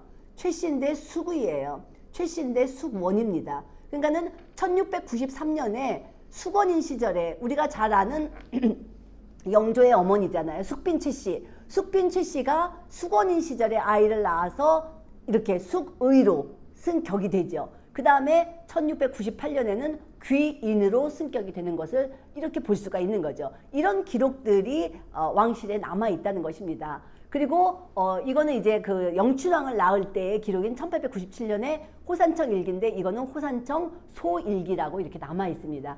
여기에서도 보시면은 9월 25일 날 낳았어요, 아이를. 날씨는 맑음, 서풍이 붐, 해시초 2각 12분에 아이를 낳았다는 이런 기록들이 여기에 이렇게 쭉 기록이 되어 있습니다. 그리고 나서 이런 이제 그 태를 갖다가 묻지요. 그래서 태봉도도 이렇게 남아 있습니다. 그래서 우리나라에서는 지금 장조, 순조, 헌종 태봉도 3건이 남아 있는데, 이건 이제 순조의 태봉도가 되겠습니다. 아이를 낳고 나면 이제 태를 자르고 그 태를 보관해 놓는 거죠. 그래서 태씨를 이렇게 그려놓은 태봉도가 남아 있습니다. 그리고 나면 발기자료 이거 보세요. 여기서 보시면은 이게 정해년입니다. 이거는 한글이 우리가 지금 읽을 수 있는 한글하고는 좀 달라요. 옛 고어기 때문에. 그래서 여기는 정해 7월 원손 아기씨 3일부터 3, 7일까지 이렇게 되어 있잖아요. 그러니까는 태어나서 3일 땄을 때 비단으로 만든 굴레 만들고요. 면포 겹조고리 만들고요. 면포 누비 두롱이 만들었습니다. 그 다음에 7일이 되는 날은 뭘 만들었냐면 굴레를 만들고요. 그 다음에 누비 저고리 만들고, 그 다음에 바지 만들고, 그 다음에 덮어놓게 전의도 만들고, 그 다음에 이제 누비 요도 만들고요. 그래서 이불 만든 거 볼 수가 있습니다. 그리고 벽에도 만들었고요. 그 다음에 3, 7일에는 또 뭐 만들었어요? 저고리 만들었죠. 그 다음에 바지도 만들었죠. 그 다음에 여기에 이불도 또 만들고, 그 다음에 오목이 세켤레 버선이죠. 버선도 만든 것을 볼 수가 있습니다. 그 다음에는 이제 10월 28일 100일 의대예요. 예, 그래서 10월 28일 날 100일 의대까지 이렇게 해서 만들어 놓은 것들이 이런 것들을 만들으라 라고 해서 상공한테 또는 상위원에 내려준 이 문서인지 아니면은 이렇게 만들겠다고 해서 왕실에 올린 문서인지 그 수발 관계는 알 수 없어요. 그렇지만 이런 것들을 통해서 이런 물건들이 만들어졌구나 라고 하는 것을 이해할 수는 있는 거죠. 그런데 제가 보기에는요. 대체적으로 두 개 다 가능하다고 생각이 돼요. 예를 들어서 좀 이따 나오겠지만은 순종의 결혼을 앞두고 민비가 아들의 결혼을 앞두고 옷을 만들라고 하면서 내려낸 발기가 있어요. 그런데 그거는 속옷 발기거든요. 그런데 정말 속옷이 어마어마하게 만들어집니다. 그러다 보니까 그런 것들을 만들려면은 손이 많이 필요하잖아요. 그래서 미리 혼례하는 당일이 아니라 혼례 한참 전에 그걸 미리 하라고 친방에 내려보내요. 그런 문서가 남아있는 걸로 봐서는 왕실에서 중궁이라든가 뭐 누가 이렇게 써가지고 내려보내면 왜냐하면 왜 이 한글이기 때문에 또 상위원에 있는 상궁, 침선비 이런 사람들이 읽어봐야 되잖아요. 그래야지 만들 수 있잖아요. 그래서 만들 수 있도록 그 물목을 기록해 놓은 것이다 라고 이해할 수도 있을 것 같습니다. 그래서 제가 장성하게 있으면서 이 발기자료를 굉장히 오랫동안 봐왔어요. 그러면서 여기에 보면 이거는 지금 한글로 쓰여져 있지만 한자로 쓰여진 것도 있습니다. 그래서 한자로 쓰여진 것 같은 경우에는 상위원 안에도 제조라든가 도제조도 있고 거기에 뭐 주부도 있고 여러 사람들이 있잖아요. 그 관리 체계를 보면. 그래서 그런 사람들 남자들이 쓸 때는 한자로 썼겠으나 이런 것들을 이제 상궁이라든가 침선비 이런 사람들이 보기 위해서는 한글로 써야만 했기 때문에 이런 두 가지의 버전이 같이 남아있는 것이 아닐까 이렇게 생각이 듭니다. 자, 그 다음에 이제 그러면 옷만 만들었느냐 하면 그거 아니에요. 음식 발기도 있고요. 차비관 발기도 있습니다. 그 행사에 동원된 사람들 이름 이런 사람도 있는 거죠. 여기 보세요. 여기는 지금 해산 한 달 전에 그러니까는 그 영친 왕이 해산하기 한 달 전에 이건 아닌데 이거는 이제 고종 때 산실청에 내린 야참상이에요. 한 달 전에 내리잖아요. 근데 여기서 보니까는 약방 도제조가 있고요. 제조가 있고 부제조가 있습니다. 그러니까는 이제 태아를 봐줘서 이제 산실청이 차려지고 나면은 그 안에서 이제 뭐 진맥도 하고 건강 상태를 확인해야 되잖아요. 그러다 보니까 의관이 갈 수 없을 때가 있어요. 그러면 의관이 갈 수 없을 때는 어떻게 가요? 누가 가냐면은 내의녀가 갑니다. 그죠? 예, 그렇게 하고 여기서도 보시면은 이제 대령 의관도 있고요. 그 다음에 여기 대령 의녀도 있어요. 그런 이유입니다. 그래서 이 사람들이 2인이 있고 이 사람들은 대령 의관은 5원 5사람이에요. 그런데 이런 사람들한테 야참이니까 밤에까지도 이제 거기서 지키고 있는 거잖아요. 그러니까 이제 힘들고 고마우니까 밥상을 내리는 거예요. 그래서 야참상을 내렸는데 야참이니까 밥이 아니라 뭘 내려요? 면을 내리죠. 면합. 그런데 이 대령 의관 5원은 겸상이에요. 5명이 같이 앉아서 먹어요. 여기 대령의녀 2인도 같이 앉아서 먹습니다. 그런데 여기 약방 도제주라든가 제조 이런 사람들은 상품 안에 있는 사람들이잖아요. 그러니까 이런 사람들은 각상을 받는 거죠. 그래서 신분에 따라서 각상을 주고 무슨 음식을 올려라 라고 하는 것까지 이 산실청에 야참을 하는데 올려져 있는 이런 기록이라고 하는 것을 알 수가 있는 거죠. 우리나라 사람들이 기록을 정말 대단하게 잘했어요. 나무랄 데 없이 해놓은 것을 볼 수가 있습니다. 그다음에 이제 출생했으면 이제 공부도 해야죠. 입학례를 합니다. 보통 입학을 언제 하냐면은 7, 8세 정도에 합니다. 그런데 왕실에서 보면은 이 왕세자라는 신분은 보통 이제 그 입학을 할 때 여기서도 보시면은요, 이 옷을 한번 보세요.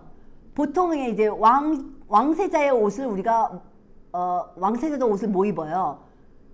왕세자는 골룡포 입잖아요. 그런데 골룡포를 입고 주로 하는 일이 뭐냐면은 공부하는 일이고 그 다음에 부모님께 시탕을 올리는 일이에요. 그러다 보니까 그 두 가지가 제일 큰 일이라고, 세자의 일 중에서 제일 큰 일이라고 하기 때문에 그 골룡포를 뭐라고 얘기하느냐면은 서연복이라고 얘기를 합니다. 그 다음에 왕세소는 그거를 강소복이라고 얘기를 하고요. 왕이 입었으면 그거를 시사복이라고 얘기하는 거예요. 자기의 역할에 맞게. 그래서 처음에 궁에 있어서 나갈 때는 서연복인 골룡포를 입고 나갑니다. 그런데 이제 본격적으로 대성전에 가서 작헌을 하고 명륜당에 가서 선생님께, 스승에게 학문을 가르쳐 달라고 이야기할 때, 입학을 할 때에는 무슨 옷을 입느냐 하면은 전부 다 학생과 똑같은 신분이기 때문에 학생복을 입습니다. 그리고 왕세자는 여기가 자기 자리인데 그려져 있지 않아요. 자리만 배치해 놓죠. 그래서 이거는 뭐 우리가 높은 사람이 왕이라든가 왕세자 이런 사람들은 자리만 있지 인물이 밝혀져 있는 건 아니잖아요. 예. 그리고 여기에서 또 하나 재밌는 것이 이게 입학 의도입니다. 여기에 책이 펼쳐져 있어요. 이 책이 뭐냐? 소학입니다. 예. 소학책을 가서 이제 공부하는 거죠. 네, 그래서 엎드려서 이제 공부를 하게 하고, 그리고 나서 이제 입학례가 다 끝나고 나면은 이제 신하들로부터 하례를 받죠. 그럴 때는 수화의도에서는 이 사람이 뭘 입느냐, 일반 신하들이 이 절을 하고 축하를 해주는 거기 때문에 원유관복이라고 하는 것을 입죠. 그래서 원유관에 강사포를 쓰는 그런 복식 구조로 바뀌게 되는 것입니다. 그래서 한 의례를 치르면서도 서연복에서부터 학생복, 원유관복에 이르기까지 복식을 의례에 따라서 바꿔 입는 것을 알 수가 있는 거죠. 그런 것들이 이렇게 발기에 남아 있습니다. 여기서 보시면은 왕세자 입학 시 외상격 발기예요. 이거는 뭐냐? 왕세자가 입학했을 때 그 이제 뭐 여러 뭐 박사라든가 여러 사람들이 그 입학례에 참여하잖아요. 그러니까 그 사람들한테 고맙다라고 하면서 상격을 내려주는 거죠. 그래서 박사 민태호에게는 뭘 줬어요? 다홍 숫갑사 일필. 이거 어떻게 해요? 옷 만들어 준 거 아니고 옷감을 준 거죠. 그러니까는 의차죠, 이거는. 그래서 여기 보시면은 이모 정월 정월 초 10일 천만세 동궁마마 입학시 외상격 발기가 되겠습니다. 그래서 이런 사람들한테 여기 보시면은 성균, 성균, 사성, 조익원 이 사람한테도 또 이렇게 옷을 유록 설한단 일필을 줬어요. 그러니까 이런 걸로 다 공복을 만들어 입는 것입니다. 그런데 다만 이 사람은 정산품 이하이기 때문에 이 유록색 또는 남색 이런 걸 주지만은 박사 같은 경우에는 다홍색 숫갑사 한 필을 주는 거죠. 예, 그래서 복색을 달리하는 것을 볼 수가 있는 것입니다. 자, 입학도 했어요. 그리고 나서 하는 의례가 뭐냐면은 관례입니다. 관례는 성인식이죠, 지금으로 얘기하면. 그래서 사회적인 책임을 맡기는 건데 대체적으로 관례가 한 서너 살, 15세를 전후해서 치러져요. 그런데 왕실에서는 여러분들도 잘 아는 것처럼 왕실의 후손들이 좀 일찍 죽어요. 그리고 많지도 않아요. 그러다 보니까는 빨리 후계자를 정하는 게 중요했습니다. 그러다 보니까는 책례를 좀 더 일찍 하는 경우가 있었어요. 그런데 책례를 먼저 하고 관례를 하면은 이게 복식이 좀 까다로워져요. 왜냐하면은 관례를 하잖아요. 관례를 하면은 초가례, 제가례, 삼가례를 하면서 초가례 때는 처음에 초출할 때 나올 때는 도포를 입고 나와가지고 골룡포로 갈아입고 제과관을 쓰고 나서는 원유관으로 강사포로 갈아입고 그 다음에 삼가례를 하고 나면은 면복으로 갈아입어요. 그러고 나면은 책례할 때 그냥 면복을 입으면 돼. 이미 다 의례를 치렀으니까. 그런데 관례를 치르지 않고 책례를 할 때는 아직 면복을 입지 않았기 때문에 이 면류관을 못 써요. 그래서 관례 전에는 여기에다가 공정책이라고 하는 관모를 쓰게 되는 것입니다. 그래서 관례를 먼저 하고 책례를 하는 경우에는 그렇게 복식에 조금 문제가 있어서 국조 올해 설에도 보면은 관례 전 책례를 할 때에는 그렇게 복식을 달리한다라고 하는 것들이 기록에 남아 있고요. 일반적으로 보면은 가례에 앞서서 바로 관례를 합니다. 예를 들어서 순종 같은 경우에도요. 1882년 2월에 결혼을 합니다. 가례를 치르는데 1월 달에 관례를 치르는 것을 볼 수가 있어요. 그리고 여성의 경우도 15세를 전후해서 관례를 치릅니다. 보통 우리가 여성의 관례를 계례라고 얘기를 많이 해왔어요. 그런데 그거는 사가일 때의 관례를 계례라고 합니다. 왕실에서는 분명히 여성들도 관례라는 용어를 썼고 관례를 치른 것을 여러 가지 뭐 홀기 자료라든가 그런 걸 통해서 알 수가 있습니다. 자, 그래서 이제 동국마마 관례시 의대 발기 이렇게 해서 관례 치를 때 이런 옷 입으라고 이렇게 발기가 만들어지는 거죠. 여기에서 보시면 이렇게 쭉 나열이 되어 있지만 여기에서 이제 찾아내는 거죠. 자, 그러면은 초가를 하기 전에는 이 초가, 제가, 삼가에서는 중요한 게 뭐냐면은 관이에요. 관을 익성관을 썼느냐 아니면은 원유관을 썼느냐 아니면 면류관을 썼느냐에 따라서 그 옷이 달라지는 거거든요. 그러니까 처음에는 익성관을 쓰지 않고 들어가기 때문에 뭘 입느냐 하면은 여기에 직령의 장의를 입거나 도포의 장의를 입고 들어갑니다. 그리고 들어가서 이게 이제 방에서 나오는 처음 출발할 때 입는 옷이에요. 그래서 초출복이라고 얘기를 합니다. 이걸 입고 나와서 이제 관례를 치르는데 가면은 익성관을 씌워줘요. 그럼 익성관을 씌우고 들어와서 그때 비로소 골룡포를 입습니다. 골룡포를 입어요. 아청색 골룡포죠. 그러니까 이게 세자라는 걸 알 수가 있는 거죠. 그 다음에 이제 나와서 다시 익성관을 벗고 원유관을 씁니다. 그러고 나면 무슨 옷을 입느냐? 다홍공단 강사포를 입어요. 그리고 나서 이제 원유관을 벗었어요. 그리고 나서 다시 나와가지고 뭘 쓰느냐? 면류관을 써요. 그리고 나면은 뭘 입느냐 하면은 아청, 궁초, 면복을 입습니다. 자, 여기에서 또 하나 재밌는 게요. 지금 이거는 순종 때 1882년에 발기 자료입니다. 그런데 국조올의 설에 보면은요. 왕의 면복의 색이 무슨 색이냐면 현색이었어요. 그리고 그 현색은 청흑색에다가 적색이 가미된 색이다라고 얘기했고 왕세자도 대전의 것과 같다라고 얘기를 했습니다. 현색이라는 얘기예요. 그런데 여기에서 보시면은 왕세자의 면복의 색은 아청색이라고 하는 것이 분명히 여기 나오고 있습니다. 그렇기 때문에 현색하고는 조금 다른 아청색, 그러니까는 청흑색, 적색이 별로 가미되지 않은 흑색에 가까운 색이다라고 하는 것을 알 수가 있습니다. 그렇죠. 복색이 굉장히 중요하다는 걸 또 알 수가 있는 거죠. 자, 그 다음에 이제 빈궁도 관례를 치르잖아요. 그래서 빈궁도 처음에 들어갈 때는 단고이를 입고 들어갔다가 그 다음에 초록 금수복자 단고이, 자적 금수복자 단고이, 그리고 그 자적 수천만세 직금 원삼을 입는 것으로 해서 관례를 치르는 것을 볼 수가 있습니다.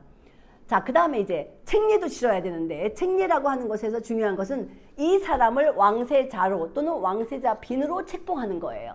그렇기 때문에 그 책봉할 때 가장 중요한 상징물이 있는데 그것이 뭐냐면 교명, 그 다음에 책, 그리고 보인, 그 다음에 또 하나 있는 게 명복입니다. 옷이에요. 그래서 가례를 치를 때 내려주는 옷, 그거는 그냥 적이 아니고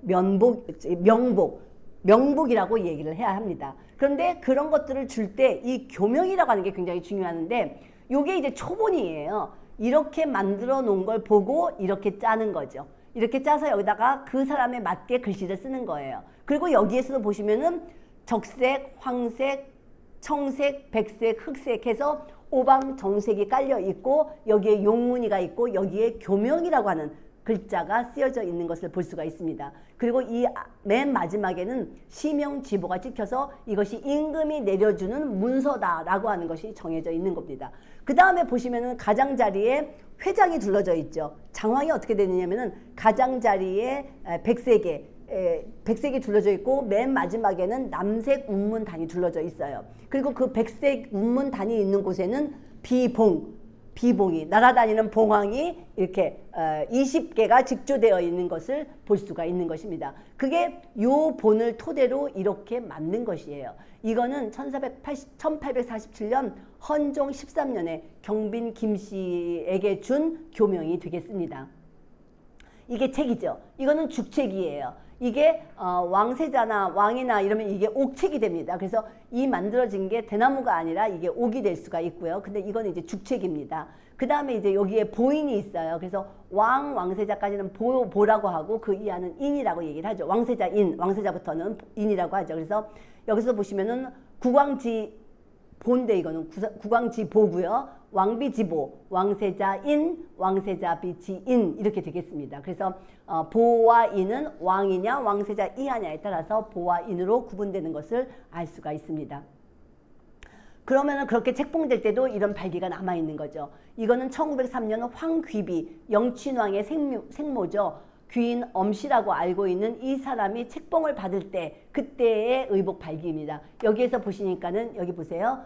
금치봉 흉배 그리고 다홍직금 구봉 원삼을 입고 있는 걸 볼 수가 있어요.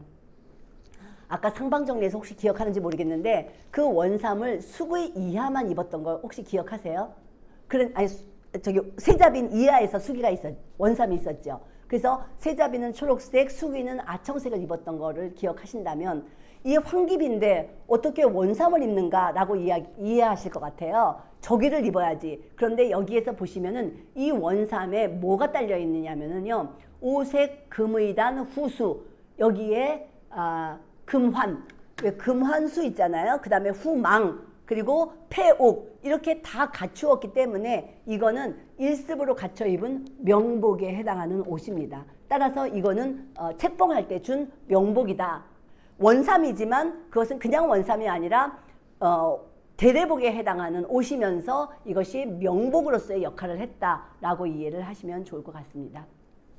자, 여기 이제 그런 말씀인 거죠. 원삼인데 금환도 후망도 폐옥도 갖춘 일습이다. 그래서 제대로 갖춘 옷이기 때문에 이것은 명복으로서의 가치가 있다라는 이야기를 하는 것입니다. 자, 그 다음에 이제 책례도 치렀어요. 그리고 그다음에 이제 가례도 치러야죠. 가례를 치르는데 가례는 상당히 여러 가지 의례 절차가 있습니다. 그래서 가례에는 예비 의례, 제가 이제 요거 좀 보통 우리는 이제 육례 그래서 본의례만 가례 의례로 이해를 해요. 그래서 납체, 납진, 고기, 책비, 친형, 동례 요 6의례를 본의례라고 한다면 그 이전에 예비의례라는 게 있습니다. 왜냐하면 가례를 치르려면은 일단 금혼령이 내려져야 돼요.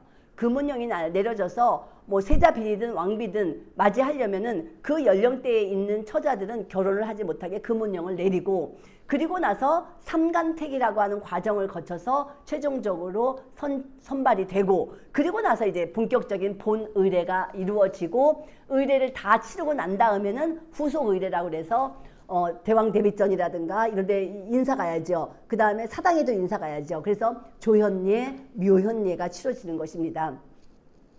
여기에서 보시면 예비의례로 금혼령을 시작으로 초간택, 재간택, 삼간택이 있다고 얘기를 했어요. 그래서 일반적으로 아까 뭐 의빈인 경우에는 27명이 들어왔다가 뭐 7명이 뽑히고 17명이 들어왔다가 7명이 뽑히고 뭐 아니야. 17명이 들어왔다가 2명이 들어오고 그다음에 이제 왜 이래? 17명, 7명, 2명 이렇게 됐잖아요. 그런데 여기에서 보시면은 보통 30명 전후로 들어와요. 초간택 때. 그리고 재간택 때 한 7명이 뽑힙니다. 그리고 삼간택에 3명이 뽑혀요. 그리고 그 이제 마지막으로 이제 한 명이 최종적으로 세자 빈이 됐든 왕비가 됐든 간택이 되는 거죠. 그런데 여기에서 보시면은 이런 발계 자료도 다 남아 있어요. 그래서 삼간택에 어떤 옷을 입었느냐? 칠보 족두리 쓰고요. 그 다음에 여기서 보시면은 원삼 입었다라고 하는 것이 나와요. 그래서 초간택 할 때는 원삼을 입죠.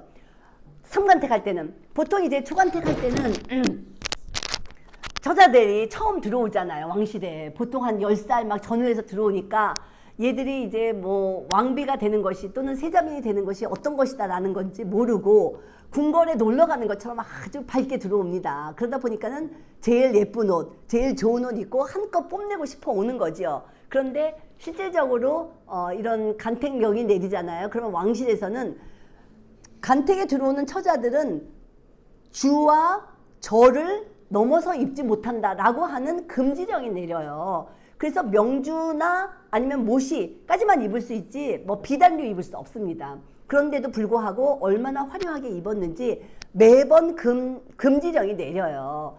그래서 예를 들어서 해경궁 홍씨의 기록을 보면은 자기가 그 간택에 입고 갈 옷이 없어가지고 선영의 혼숙감으로 만들어 놓은 걸로 옷을 지어 입고 갔다라는 이야기라든가 아니면 조대비 있죠. 조대비가 간택에 들어갈 때 자기가 너무 좀 허술하게 수수하게 입고 갔더니 거기서 이제 화장도 해주고 하는 상궁들이 조씨가 건박한다 한들 어찌 저렇게 입고 올 수 있느냐라고 흉을 봤다는 기록들이 있어요. 그런데 그런 기록들은 고지 곧대로 믿는다기보다는 그때 당시에는 그렇게 주저를 넘지 말라라고 하는 것은 검약하라는 얘기거든요. 나는 그 정도로 검약했다라고 하는 것을 어필하는 것이다라고 이해를 하는 게 좋을 것 같습니다. 어쨌든 삼간택 때에는 실질적으로 그 사가에서 옷을 입고 오는 게 아니라요, 왕실에서 옷을 지어줍니다. 그래서 그 옷을 입게 하죠. 그래서 재간택에 들어오면은 이미 척수를 재는 것을 볼 수가 있어요. 그런 기록들은 의편록이라든가 이런 데에 다 나와 있습니다. 그래서 재간택에 들어왔으면은 아, 척수를 재서 새로 옷을 만들어 주는구나 라고 하는 것을 알 수가 있는 거죠. 그것도 왜 그러냐면은 원삼 같은 건 일반 사가에서 잘 입지 못해요. 당이도 마찬가지고요. 그러다 보니까 그런 옷들은 왕실에서 만들어서 입혀야 되기 때문에 왕실에서 척수 재고 왕실에서 직접 만들어서 입혀주는 그런 옷들이라는 것을 알 수가 있는 거죠. 자, 이게 이제 면사보고요. 이게 바로 원삼이 되겠습니다. 이러도 사가에서는 잘 못 입는 옷이에요. 자, 그러면 이제 가래 때에는 옷만 만드느냐, 그릇도 만들고 직조도 만들고 이불도 만들고 보도 만들어야 되죠. 얼마나 큰 행사입니까? 더군다나 1882년은 이모군란이 일어나고 막 이럴 때잖아요. 그러니까는 어수선하고 막 이럴 때인데도 불구하고 민비가 자기 아들의 결혼을 위해서 정말 많은 것을 준비하는 것을 볼 수가 있어요.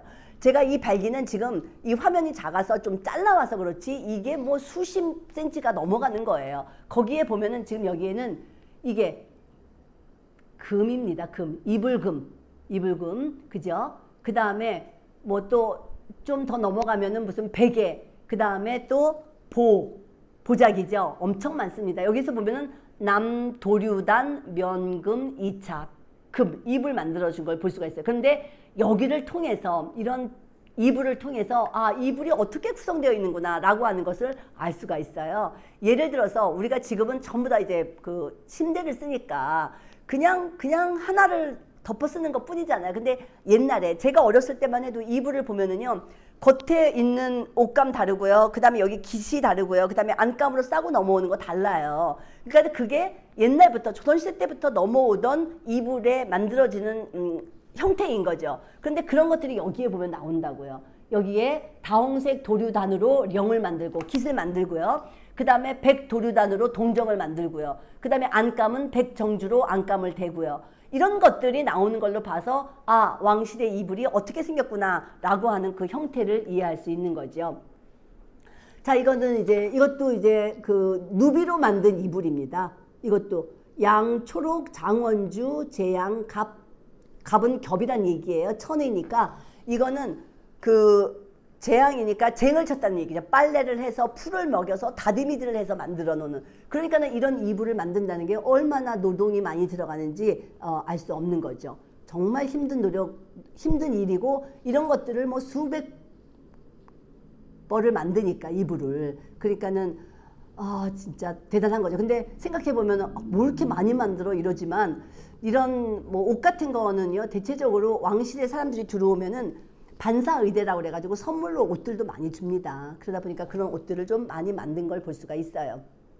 그 다음에 그런 옷들, 기명, 뭐 이불 이런 거 있으면 다 어떻게 해야 돼요? 싸야 되잖아요. 그러니까 보자기도 있어야 됩니다. 그래서 이런 보자기들도 상당히 많이 만드는 것을 볼 수가 있는 거죠.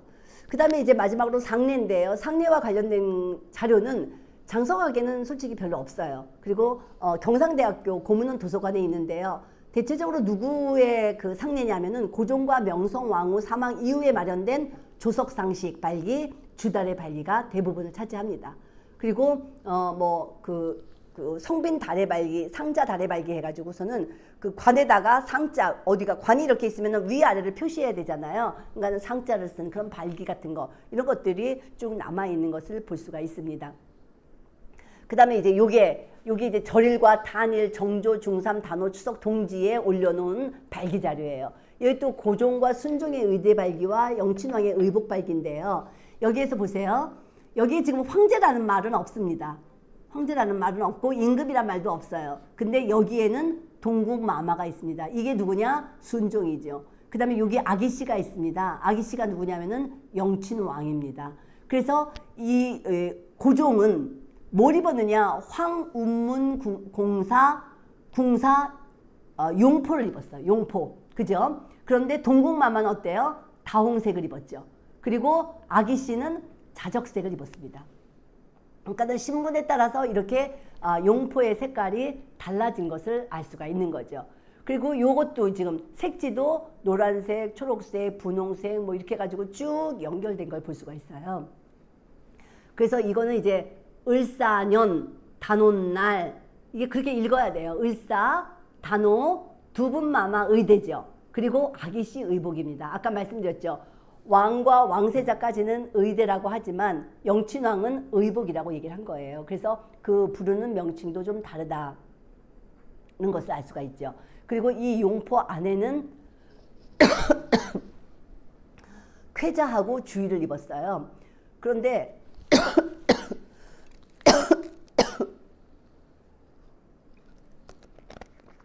여태까지 지금까지 상방 정례를 보면은 용포 안에 뭐 입었었어요? 용포 안에 가문라 입고 가문라 안에 천릭 입었었습니다. 그런데 지금은 용포 안에 쾌자 입고 주의 입죠. 이렇게 복식이 바뀐 것은 1884년 갑신의제 개혁이 일어납니다. 그래서 크고 넓은 옷들은 아주 자그만하게 그 다음에 실속 있게 줄이라 라고 하는 것이 내려져요. 그러면서 모든 옷들은 주의 하나로 통일이 됩니다. 그러면서 주의를 입고 그 위에 가문라에 해당하는 게 쾌자인데요. 이때 쾌자는 소매가 없습니다. 우리가 지금까지 알고 있었던 다포의 개념에서의 가문라는 반소매예요. 물론 소매가 없는 무수의도 있었습니다만은 대체적으로 다포는 반소매였거든요. 그런데 이때로 넘어오면 쾌자는 전부 다 소매가 없는 형태가 되겠습니다. 자, 여기에서 보시면은 또 하나는 그 안에 동의대라고 하는 게 있어요. 이게 동의대가 왕실에서 저고리를 높이 부르는 말이 동의대가 되겠습니다. 그 다음에 여기에 봉디라고 하는 게 있는데요. 이 봉디는 바지를 높여 부르는 말이 되겠습니다. 예, 그래서 저고리는 동의대, 그 다음에 봉디는 바지라고 하는 것을 알 수가 있고, 여기에서도 보시면은요, 겹봉디, 동의, 복이라고 되어 있어요. 그죠? 그러니까는 봉디는 똑같이 바지인데 같이 썼어도 이 동의대는 동의복, 그 다음에 여기서는 동의대라고 하는 걸로 또 구분하는 것을 알 수가 있는 거죠. 그래서 모든 것이 신분과 의례에 따라서 복식과 복색이 그리고 명칭까지도 달라진다라고 하는 것을 또 왕실 발기를 통해서도 확인할 수가 있습니다. 따라서 왕실 발기 자료의 학술적 의미와 가치를 따져보면요, 이 연구는 1963년에 처음 시작됐어요. 그리고 나서 이런 것들이 그 비어있는 왕실의 문화를 채워 넣을 수 있는 아주 귀중한 자료라는 것을 알 수 있겠다라고 생각해서 장성학에서 고문서 집성 12, 13으로 만들어냈고요. 이 생활 문화가 또 관심을 많이 일으켜 세우면서 이 발기만 따로 묶어놓은 그런 책들이 장성학에서 출판이 되기도 했습니다. 또 하나 이렇게 산견에 있는 왕실 발기를 한 곳에 모아본 결과 작년에 이걸 다 모아가지고 장성학에서 전시를 했거든요. 그런데 이러한 것들이 서로 중복되지 않는 각각의 모두 유일본이라고 하는 아주 큰 가치가 있다는 것을 알았고요. 그 다음에 지금 쭉 보셔서 알겠지만은 이 안에는 꼭 복식만 있는 게 아니에요. 음식도 있죠. 그 다음에 용어도 차이가 있잖아요. 그래서 국어사도 있죠. 그 다음에 의례사, 풍속사, 미술사, 역사 등에서 아주 중요한 연구 대상으로 활용할 수 있는 귀중한 자료라는 것을 다시 한번 좀 강조하면서 제 강의를 모두 마치도록 하겠습니다. 감사합니다. 혹시 질문 있으면 하시고요. 채팅으로 주셔도 좋고요. 손 드셔도 좋겠습니다.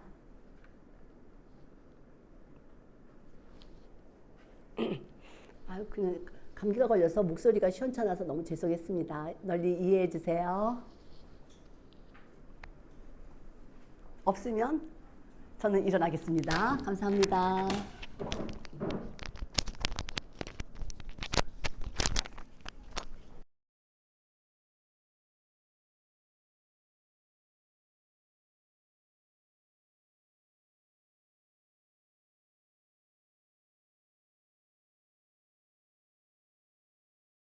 사항에 올려주시면 저희가 답변을 달아드리도록 하겠습니다.